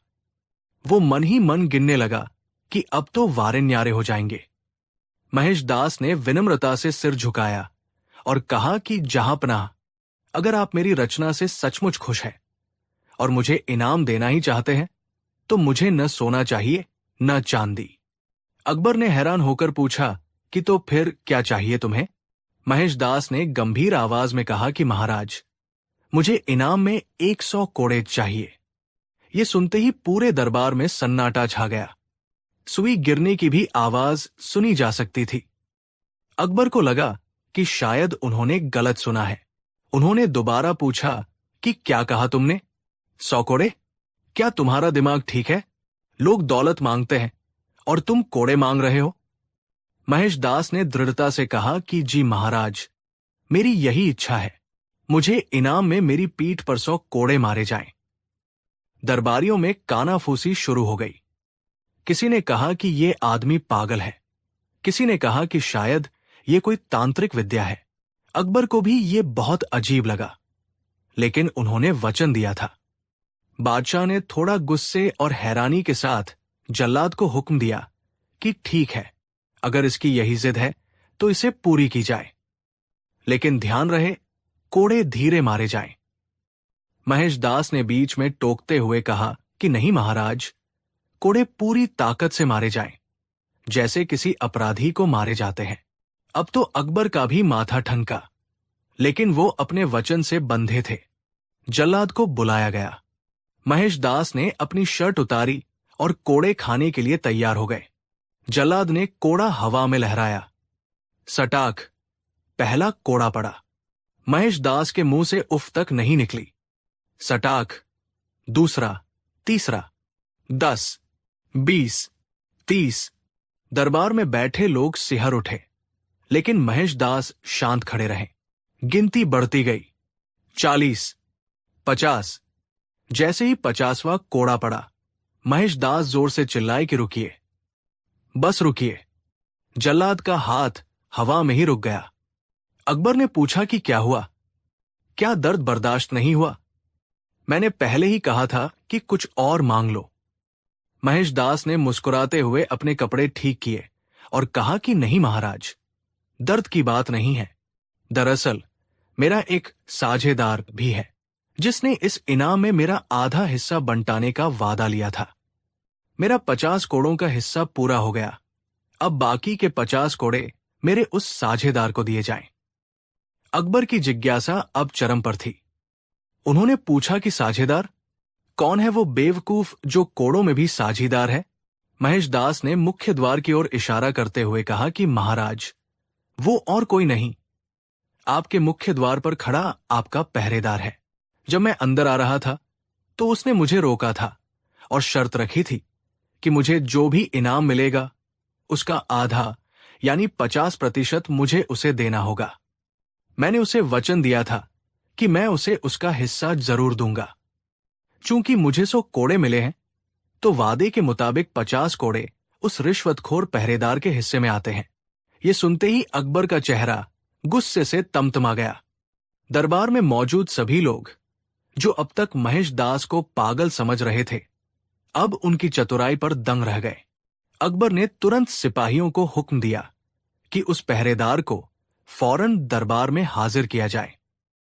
पहरेदार, जो बाहर खड़ा खड़ा सुनहरे सपने बुन रहा था कि अभी उसे सोने के सिक्के मिलेंगे, उसे जब सिपाहियों ने पकड़ा तो वो खुश हुआ।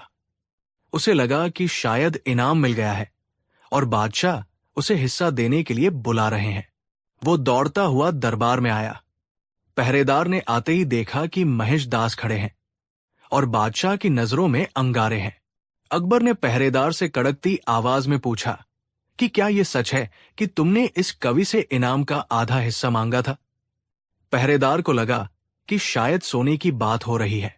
उसने लालच में आकर झट से बोल दिया कि जी जहांपनाह, बिल्कुल सच है।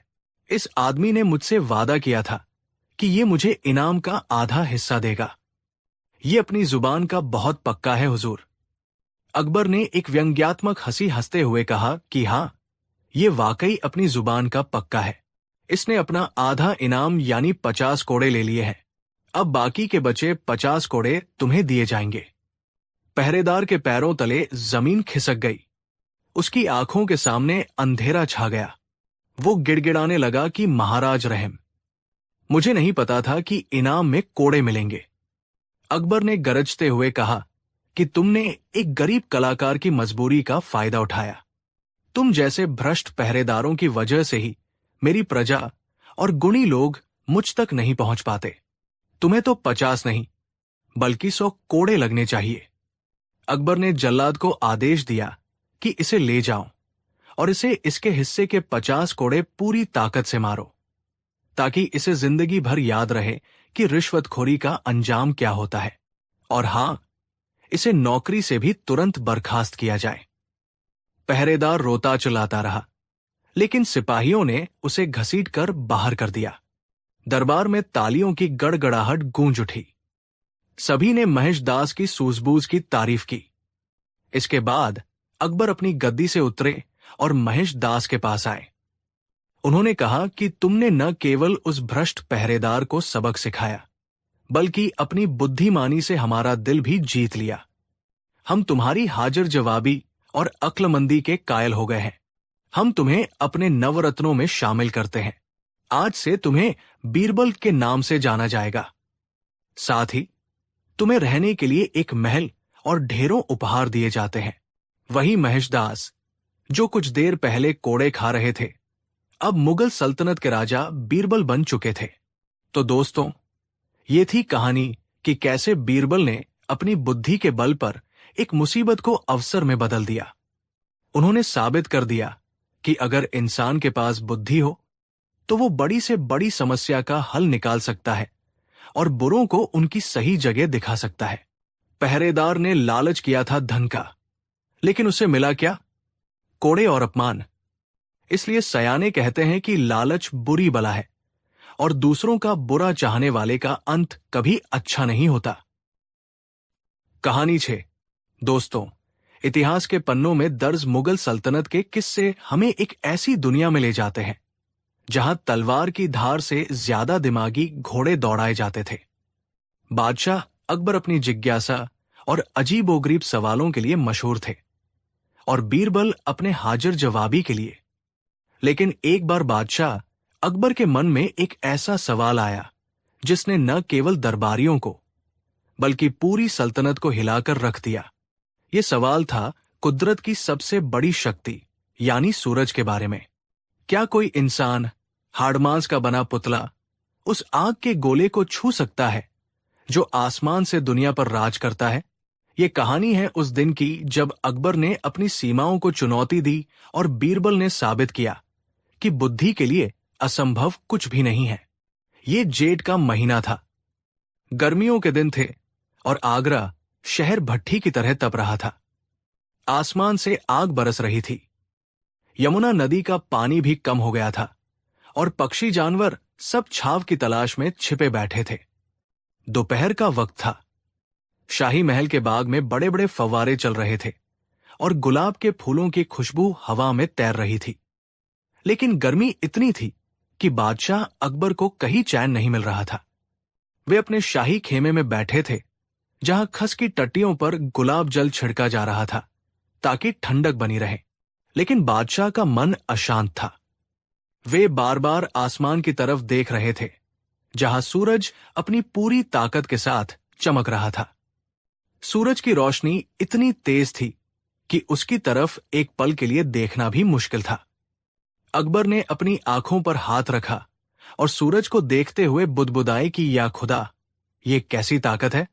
ये हमसे इतनी दूर है, फिर भी इसकी गर्मी हमें जला रही है। क्या दुनिया में कोई ऐसी चीज है जो इसकी बराबरी कर सके? तभी उनके दिमाग में एक शैतानी और दार्शनिक ख्याल आया। उन्होंने सोचा कि मैं हिंदुस्तान का बादशाह हूं, लाखों लोग मेरे हुक्म के गुलाम हैं, लेकिन मैं इस सूरज के सामने कितना बेबस हूं। क्या मेरी सल्तनत में कोई ऐसा वीर या बुद्धिमान है जो इस सूरज को भी झुका सके? ये विचार आते ही उन्होंने तुरंत दरबार लगाने का हुक्म दिया। गर्मी की दोपहर में अचानक दरबार बुलाने की खबर सुनकर सभी दरबारी, मंत्री और सेनापति हैरान रह गए। सब भागते दौड़ते दीवान खास में पहुंचे। सबके मन में यही डर था कि कहीं किसी पड़ोसी मुल्क ने हमला तो नहीं कर दिया या बादशाह की तबीयत तो नहीं बिगड़ गई। जब सब अपनी अपनी जगह बैठ गए तो बादशाह अकबर ने एक गहरी सांस ली और दरबारियों पर एक नजर डाली। उन्होंने बहुत ही गंभीर आवाज में कहा कि मेरे वफादार साथियों, आज मुझे एक सवाल बहुत परेशान कर रहा है।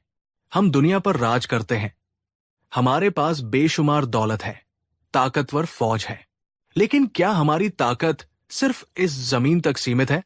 दरबार में सन्नाटा छा गया। अकबर ने अपनी बात आगे बढ़ाई और उंगली से आसमान की तरफ इशारा करते हुए कहा कि वो देखो, वो सूरज जो हमें झुलसा रहा है। मेरा सवाल तुम सबसे ये है कि क्या तुम में से कोई ऐसा माई का लाल है जो उस सूरज को छू सके? क्या कोई उस सूरज को पकड़कर मेरे कदमों में ला सकता है, या कम से कम उसे छूकर यह साबित कर सकता है कि इंसान की ताकत कुदरत से बढ़कर है? ये सवाल सुनते ही दरबारियों के पसीने छूट गए। ये कोई पहेली नहीं थी, ये तो मौत का फरमान लग रहा था। सूरज को छूना, ये तो पागलपन था। सेनापति ने हिम्मत करके कहा कि जहांपनाह, गुस्ताखी माफ हो, लेकिन ये नामुमकिन है। सूरज आग का गोला है और वो हमसे कोसों दूर है।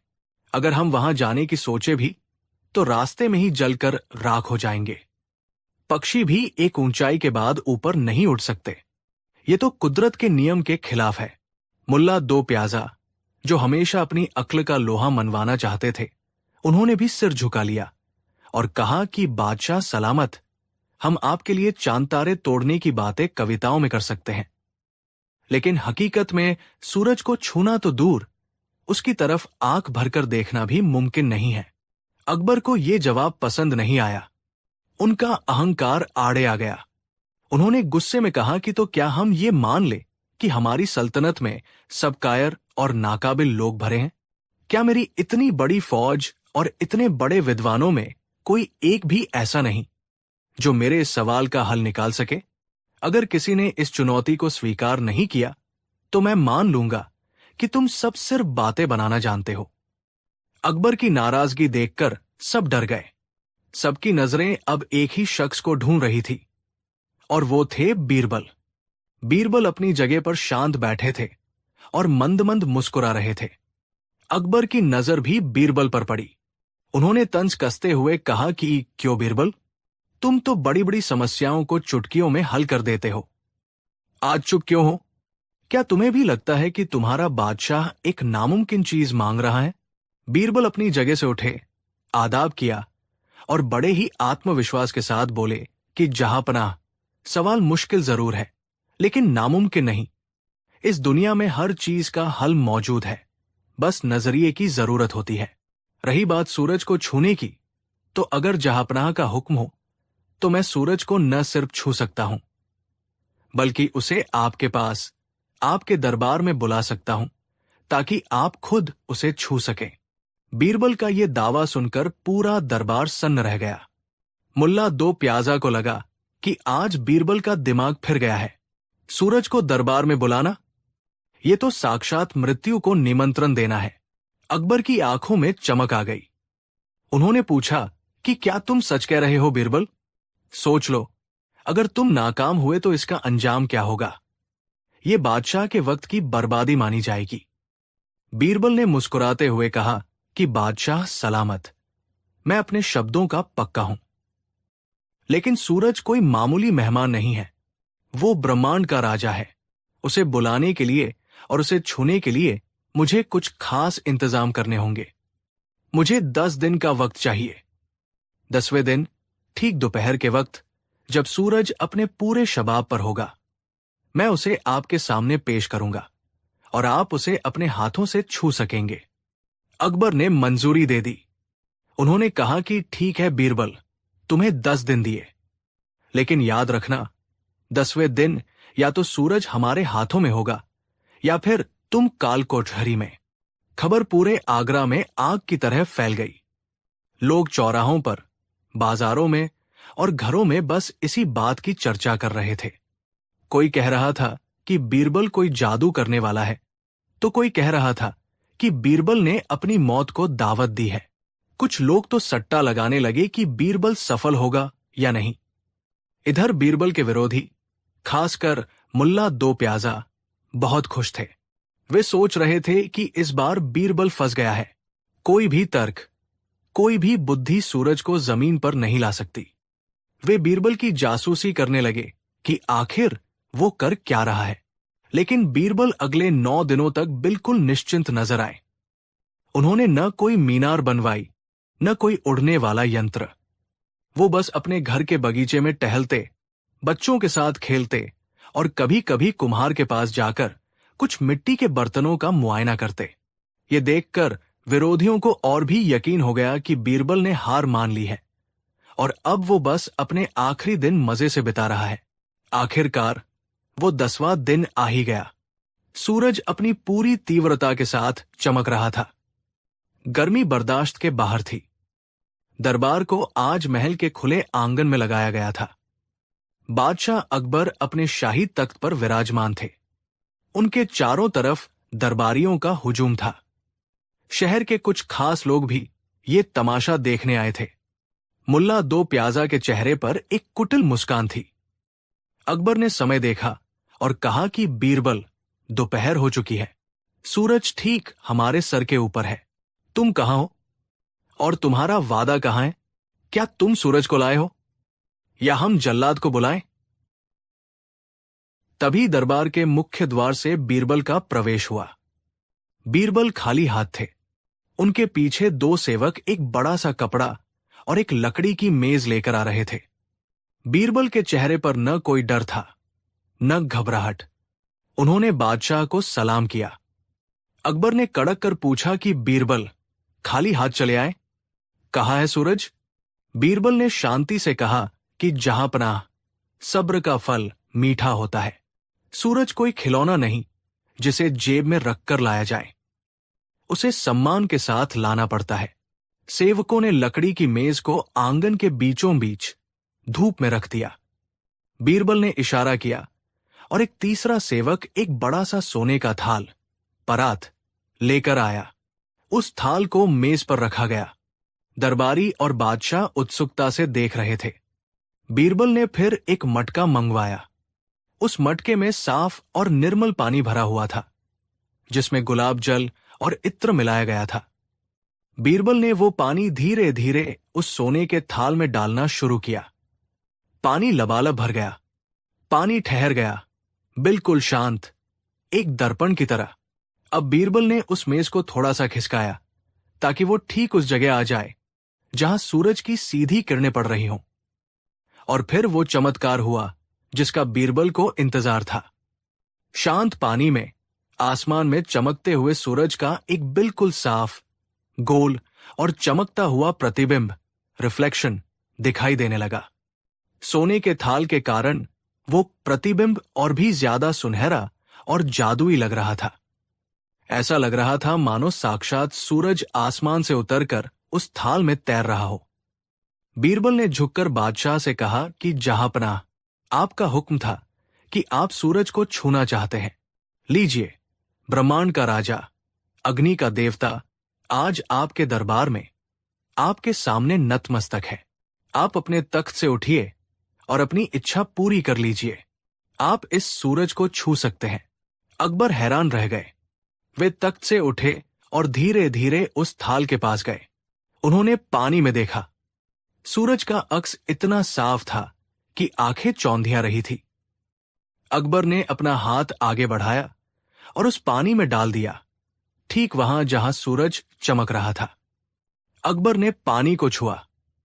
पानी, जो धूप में रखे होने के कारण गुनगुना हो गया था, उसे छूते ही अकबर को गर्मी का एहसास हुआ। अकबर ने पानी को हिलाया तो पानी के साथ साथ सूरज भी हिलने लगा, मानो अकबर के इशारों पर नाच रहा हो। अकबर के चेहरे पर एक बच्चों जैसी मुस्कान आ गई। लेकिन तभी भीड़ में से मुल्ला दो प्याजा की आवाज आई। मुल्ला ने कहा कि ठहरो जहांपनाह, ये धोखा है, ये छल है। बीरबल आपको बेवकूफ बना रहा है। अकबर ने हाथ बाहर निकाला और मुल्ला की तरफ देखा। मुल्ला दो प्याजा ने आगे बढ़कर कहा कि बादशाह सलामत, आपने सूरज को नहीं छुआ, आपने सिर्फ पानी को छुआ है। ये तो सूरज की परछाई है, असली सूरज नहीं। बीरबल ने अपनी होशियारी से आपको भ्रम में डाला है। असली चुनौती थी सूरज को छूना, उसकी तस्वीर को नहीं। अगर मैं आईने में आपकी तस्वीर को छू लूं, तो क्या यह माना जाएगा कि मैंने आपको छू लिया? नहीं ना। तो फिर बीरबल की जीत कैसे हुई? दरबार में फिर से फुसफुसाहट शुरू हो गई। मुल्ला का तर्क भी मजबूत था। अकबर भी सोच में पड़ गए। उन्होंने बीरबल की तरफ प्रश्नवाचक नजरों से देखा और कहा कि बीरबल, मुल्ला सही कह रहा है। ये तो अक्स है। क्या ये मेरे सवाल का सही जवाब है? क्या इसे ही सूरज को छूना कहेंगे? बीरबल जरा भी विचलित नहीं हुए। उन्होंने अकबर की आंखों में देखते हुए एक ऐसा तर्क दिया जो सुनहरे अक्षरों में लिखे जाने लायक था। बीरबल ने कहा कि जहांपनाह और आदरणीय मुल्ला जी, मैं आपके तर्क का सम्मान करता हूं, लेकिन जरा गहराई से सोचिए। सूरज क्या है?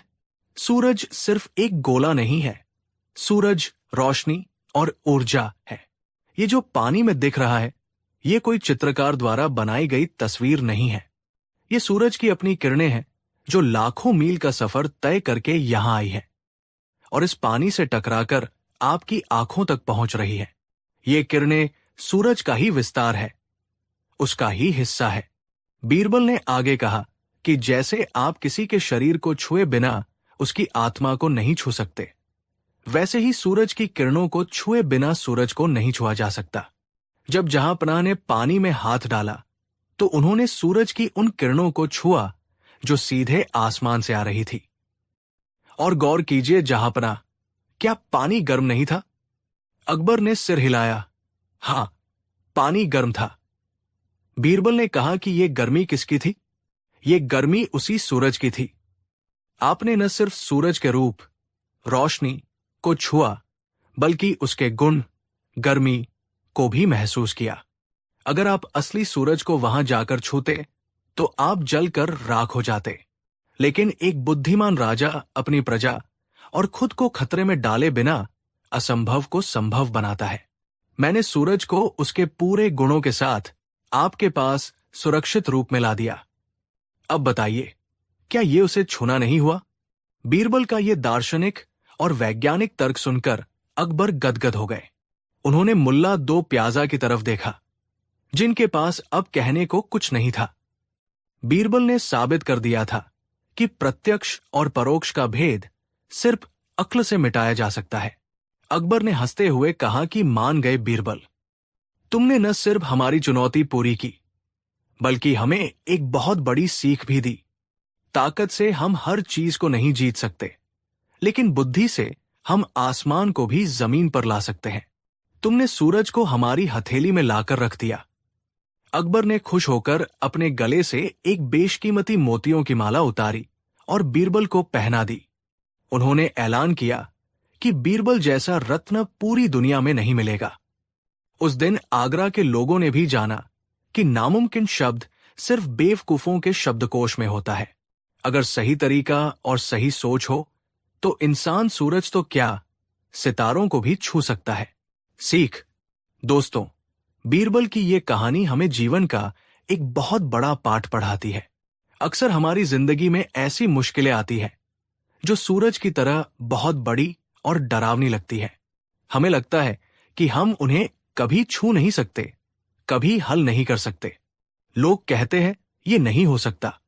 लेकिन अगर हम बीरबल की तरह अपनी सोच का दायरा बढ़ाएं, अगर हम समस्या को सीधे टकराने के बजाय उसे एक अलग नजरिए, रिफ्लेक्शन से देखें, तो उसका हल जरूर निकलता है। कभी कभी किसी समस्या का समाधान सीधे हमले में नहीं, बल्कि कूटनीति और समझदारी में होता है। बीरबल ने सूरज से लड़ाई नहीं की, उसे अपना मेहमान बना लिया। इसी तरह हमें भी अपनी समस्याओं से डरने के बजाय उन्हें संभालने का सही तरीका ढूंढना चाहिए। कहानी 7। यह कहानी है एक ऐसे बहरूपिये की जिसने साधु का चोला पहनकर लोगों की आस्था के साथ खिलवाड़ किया, और कैसे बीरबल ने अपनी चतुराई से उस पाखंडी के चेहरे से नकाब नोच फेंका। सर्दियों की शुरुआत थी। आगरा के बाहरी इलाके में यमुना नदी के किनारे रातों रात एक भव्य आश्रम बन गया। खबर आग की तरह पूरे शहर में फैल गई कि हिमालय की कंदराओं से एक बहुत पहुंचे हुए महात्मा आए हैं। लोग उन्हें त्रिकालदर्शी बाबा के नाम से पुकारने लगे। कहा जाता था कि बाबा के पास ऐसी सिद्धियां हैं कि वो हवा से भभूत निकाल सकते हैं, पानी से दिए जला सकते हैं और बिना बताए किसी के भी मन की बात जान सकते हैं। भारतीय समाज में साधु संतों के प्रति हमेशा से ही गहरी श्रद्धा रही है। देखते ही देखते बाबा के आश्रम में भीड़ उमड़ने लगी। अमीर सेठ, रसूखदार दरबारी और गरीब किसान सब अपनी अपनी परेशानियां लेकर बाबा के चरणों में गिरने लगे। बाबा का हुलिया भी बड़ा प्रभावशाली था। लंबी जटाएं, माथे पर त्रिपुंड, गले में रुद्राक्ष की मालाएं और शरीर पर भस्म। उनकी आंखों में एक अजीब सी चमक थी जो डराती भी थी और आकर्षित भी करती थी। वो अपने भक्तों से कहते, बेटा, ये संसार माया है, धन दौलत सब मिट्टी है, इसे त्याग दो, तभी मोक्ष मिलेगा। अजीब बात यह थी कि जो भी बाबा के पास जाता, बाबा उसे अपना खास आशीर्वाद देने के लिए अकेले में अपनी गुफा में बुलाते, और जब वो भक्त बाहर आता तो उसका चेहरा उतरा हुआ होता, लेकिन जुबान पर बाबा की जय जयकार होती। धीरे धीरे शहर में कुछ अजीब घटनाएं होने लगी। जो अमीर व्यापारी बाबा के दर्शन करके लौटते, कुछ ही दिनों बाद उनके घर में रहस्यमयी चोरियां हो जाती। मजे की बात यह थी कि चोर न ताला तोड़ते न दरवाजा, बस कीमती जेवर और अशर्फिया गायब हो जाती। लोग इसे बाबा का चमत्कार या ग्रहों का दोष मानकर चुप रह जाते। अंधविश्वास ने लोगों की आंखों पर ऐसी पट्टी बांध दी थी कि कोई भी तर्क करने को तैयार नहीं था। बात बादशाह अकबर के कानों तक भी पहुंची, लेकिन अकबर धर्म के मामलों में दखल देने से बचते थे। उन्हें लगा कि शायद वाकई कोई सिद्ध पुरुष आए हैं, लेकिन पानी सिर से तब ऊपर चला गया जब अकबर के ही एक खास मंत्री राजा टोडरमल की पत्नी के सारे गहने गायब हो गए। टोडरमल की पत्नी बाबा की बहुत बड़ी भक्त बन गई थी। वो रोज बाबा के आश्रम जाती थी। एक दिन बाबा ने उनसे कहा कि बेटी, तेरे घर पर काल का साया है, तेरे पति की जान को खतरा है। अगर तू ये सब बचाना चाहती है तो अपने सारे गहने एक पोटली में बांधकर आज रात मेरे पास ले आना। मैं उन्हें मंत्रों से पवित्र कर दूंगा, फिर तू वापस ले जाना। डर के मारे टोडरमल की पत्नी ने वैसा ही किया। वो गहने लेकर गई। बाबा ने पोटली ली और कहा, अब आंखें बंद कर और ध्यान कर। थोड़ी देर बाद बाबा ने उन्हें एक पोटली वापस दी और कहा, इसे घर जाकर 3 दिन बाद खोलना, उससे पहले खोला तो अनर्थ हो जाएगा। 3 दिन बाद जब पोटली खोली गई तो उसमें गहनों की जगह पत्थर के टुकड़े थे। टोडरमल की पत्नी रोते रोते पति के पास गई। टोडरमल समझ गए कि उनकी पत्नी ठगी गई है। वो दौड़े दौड़े बादशाह अकबर के दरबार में पहुंचे और पूरी आपबीती सुनाई। अकबर गुस्से से लाल हो गए। उन्होंने कहा, यह कैसा साधु है जो लोगों को लूट रहा है, इसे अभी गिरफ्तार किया जाए। लेकिन तभी बीरबल अपनी जगह से उठे और शांत भाव से बोले, जहांपनाह, जरा रुकिए, क्रोध से काम नहीं बनेगा। अगर हमने अभी सेना भेजकर बाबा को गिरफ्तार किया तो पूरी प्रजा भड़क जाएगी। लोग कहेंगे कि बादशाह धर्म विरोधी है और संतों का अपमान करते हैं। उस बाबा ने लोगों के दिमाग में ये बात बैठा दी है कि वो साक्षात भगवान है। हमें उसे गिरफ्तार नहीं करना है, बल्कि उसका असली चेहरा जनता के सामने लाना है। हमें सबूत चाहिए। अकबर ने हताशा से पूछा, तो क्या करे बीरबल? क्या अपनी प्रजा को लुटते हुए देखते रहें? बीरबल ने मुस्कुराते हुए कहा, नहीं महाराज, बस मुझे कुछ दिनों का वक्त दीजिए और शाही खजाने से कुछ कीमती हीरे और पन्ने मुझे सौंप दीजिए। मैं उस ठग को उसी की भाषा में जवाब दूंगा। अकबर ने बीरबल पर भरोसा जताया और उन्हें अनुमति दे दी। बीरबल ने एक योजना बनाई। वो जानते थे कि हर ठग की एक ही कमजोरी होती है, लालच। अगर बाबा ढोंगी है तो वो लालच के जाल में जरूर फंसेगा। अगले दिन बीरबल ने अपना भेष बदला। उन्होंने एक बहुत ही अमीर और रईस जमींदार का रूप धरा। सर पर रेशमी पगड़ी, हाथों में सोने की अंगूठियां, गले में मोतियों की माला और साथ में 2-4 नौकर जो असल में शाही सिपाही थे। बीरबल ने अपना नाम सेठ धनीराम रखा, जो दक्षिण भारत से आया है। सेठ धनीराम बना बीरबल। बाबा के आश्रम में पहुंचा। उसने जानबूझकर इतना शोर शराबा किया कि बाबा का ध्यान उस पर जाए। उसने आते ही बाबा के चरणों में सोने के 10 सिक्के रख दिए और जोर जोर से रोने लगा। बाबा ने देखा कि कोई बहुत मोटी आसामी आई है। उसने अपनी आंखें आधी खोली और गंभीर आवाज में पूछा, क्या दुख है तुझे बालक? क्यों रो रहा है? बीरबल, सेठ धनीराम ने हाथ जोड़कर कहा, बाबा, मैं बर्बाद हो गया हूं।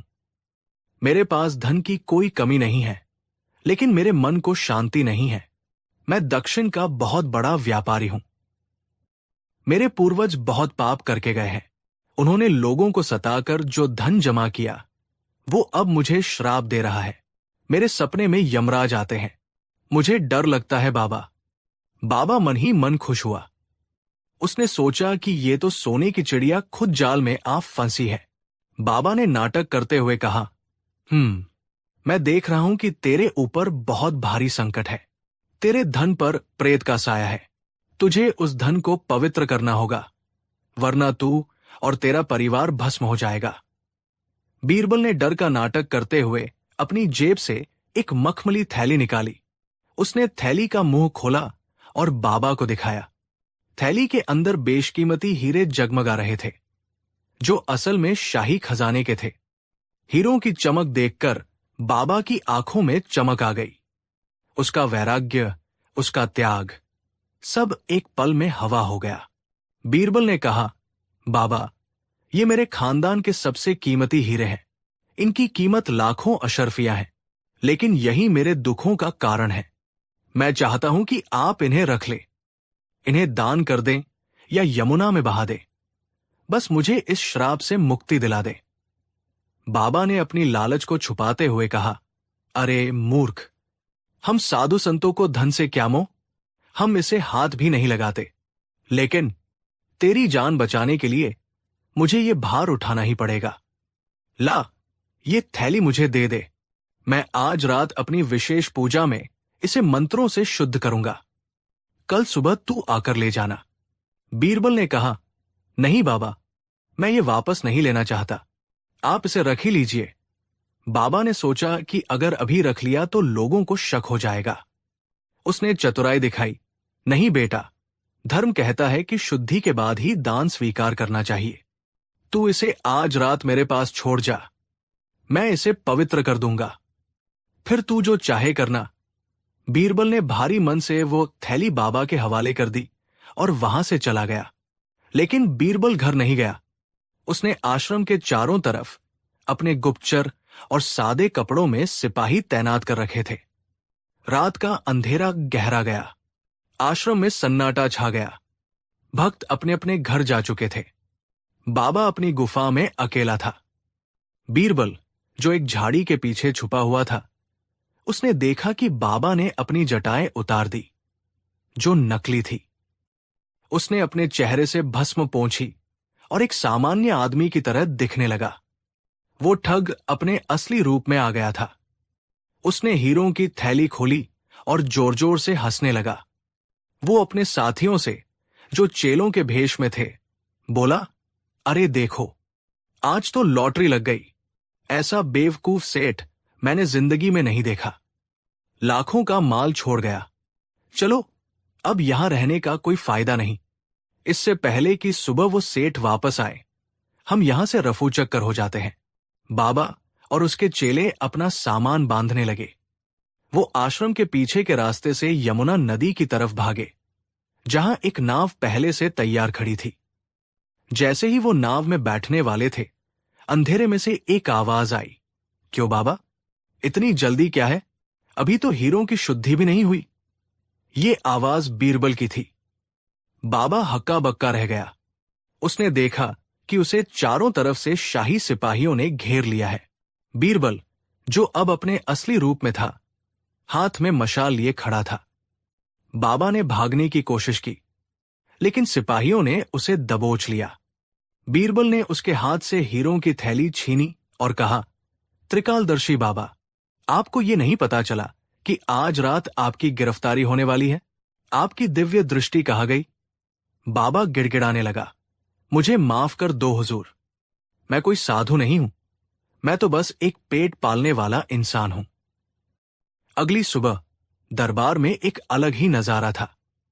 बाबा और उसके साथियों को जंजीरों में जकड़कर बादशाह अकबर के सामने पेश किया गया। पूरा दरबार और शहर के लोग वहां मौजूद थे, जिनमें टोडरमल और वो लोग भी थे जो ठगे गए थे। बीरबल ने सबके सामने बाबा के पाखंड की पोल खोली। बीरबल ने एक मटका मंगवाया और उसमें पानी भरा। फिर उसने बाबा की झोली से एक पैकेट निकाला।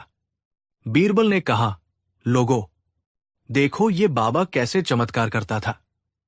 बीरबल ने उस पैकेट से थोड़ा सा पाउडर, जो सोडियम या फास्फोरस जैसा कोई ज्वलनशील पदार्थ था, पानी में डाला। पानी में डालते ही आग लग गई। लोग हैरान रह गए।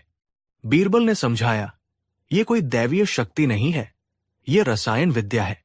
ये ठग विज्ञान के छोटे मोटे प्रयोगों का इस्तेमाल करके आपको डराता था। फिर बीरबल ने बताया कि कैसे ये बाबा लोगों के घर की बातें जानता था। इसके जासूस पूरे शहर में फैले हुए थे। वे पहले आपके घरों की नौकरानियों और धोबियों से आपकी निजी बातें पता करते थे, और फिर ये बाबा आपको वही बातें बताकर हैरान कर देता था। और रही बात गहनों के गायब होने की, तो जिन गहनों को ये पवित्र करने के लिए मांगता था, उन्हें ये बड़ी चालाकी से हाथ की सफाई से बदल देता था। टोडरमल की पत्नी ने जब उस ठग को पहचाना तो वो गुस्से से भर गई। ठग ने अपना जुर्म कबूल कर लिया। उसने बताया कि उसने और उसके गिरोह ने मिलकर शहर के सैकड़ों लोगों को लूटा है। उसने ये भी बताया कि लूटा हुआ सारा धन उसने आश्रम के नीचे एक गुप्त तहखाने में छिपा रखा है। बादशाह अकबर ने तुरंत आदेश दिया कि आश्रम की तलाशी ली जाए। वहां से भारी मात्रा में सोना, चांदी और गहने बरामद हुए। सभी लोगों को उनका खोया हुआ धन वापस मिल गया। बादशाह अकबर ने उस ठग और उसके साथियों को कड़ी सजा सुनाई। उन्हें कारागार में डाल दिया गया ताकि वे भविष्य में कभी किसी की आस्था के साथ खिलवाड़ न कर सकें। इसके बाद अकबर अपनी गद्दी से उठे और बीरबल के पास आए। उन्होंने बीरबल के कंधे पर हाथ रखते हुए कहा, बीरबल, आज तुमने न केवल हमारे राज्य का धन बचाया है, बल्कि धर्म की रक्षा भी की है। ऐसे ढोंगी लोग ही सच्चे संतों का नाम बदनाम करते हैं। तुमने हमारी आंखों से अंधविश्वास की पट्टी हटा दी। बीरबल ने विनम्रता से उत्तर दिया, जहांपनाह, धर्म आस्था का विषय है, लेकिन आस्था और अंधविश्वास के बीच एक बहुत महीन लकीर होती है। ईश्वर हमें बुद्धि इसलिए देता है ताकि हम सत्य और असत्य में भेद कर सकें। कोई भी सच्चा साधु कभी धन का लोभ नहीं करेगा और न ही चमत्कार दिखाकर अपनी महानता साबित करेगा। चमत्कार हाथों की सफाई में नहीं, बल्कि मन की शुद्धता में होता है। इस घटना के बाद आगरा के लोगों ने सबक सीखा। उन्होंने समझा कि भगवा कपड़े पहनने वाला हर व्यक्ति संत नहीं होता। लोगों ने चमत्कार के पीछे भागना छोड़ दिया और कर्म पर विश्वास करना शुरू किया। और बीरबल, उनकी बुद्धिमानी का एक और किस्सा इतिहास के पन्नों में सुनहरे अक्षरों में दर्ज हो गया। तो दोस्तों, ये कहानी हमें आज भी एक बहुत बड़ी सीख देती है। हमारे समाज में आज भी ऐसे कई बाबा और ठग मौजूद हैं, जो हमारी परेशानियों और डर का फायदा उठाते हैं। वे हमें ग्रहों, नक्षत्रों और पिछले जन्म के पापों का डर दिखाकर हमारी मेहनत की कमाई लूट लेते हैं। हमें याद रखना चाहिए कि अपनी समस्याओं का समाधान किसी जादू टोने में नहीं, बल्कि हमारी अपनी कोशिशों और सूझबूझ में है। अगर कोई आपसे कहे कि वो आपके पैसे दुगने कर देगा या आपके घर की मुसीबतें चुटकी बजाते ही दूर कर देगा, तो बीरबल की इस कहानी को याद कर लीजिएगा। सतर्क रहें, जागरूक रहें और अपनी बुद्धि का इस्तेमाल करें। कहानी सुनने के लिए आपका बहुत बहुत धन्यवाद। अगर आपको बीरबल की ये जासूसी और बुद्धिमानी पसंद आई हो तो हमें जरूर बताएं। ऐसी ही और कहानियों के साथ हम फिर हाजिर होंगे। तब तक के लिए अपना ख्याल रखें और तार्किक बनें।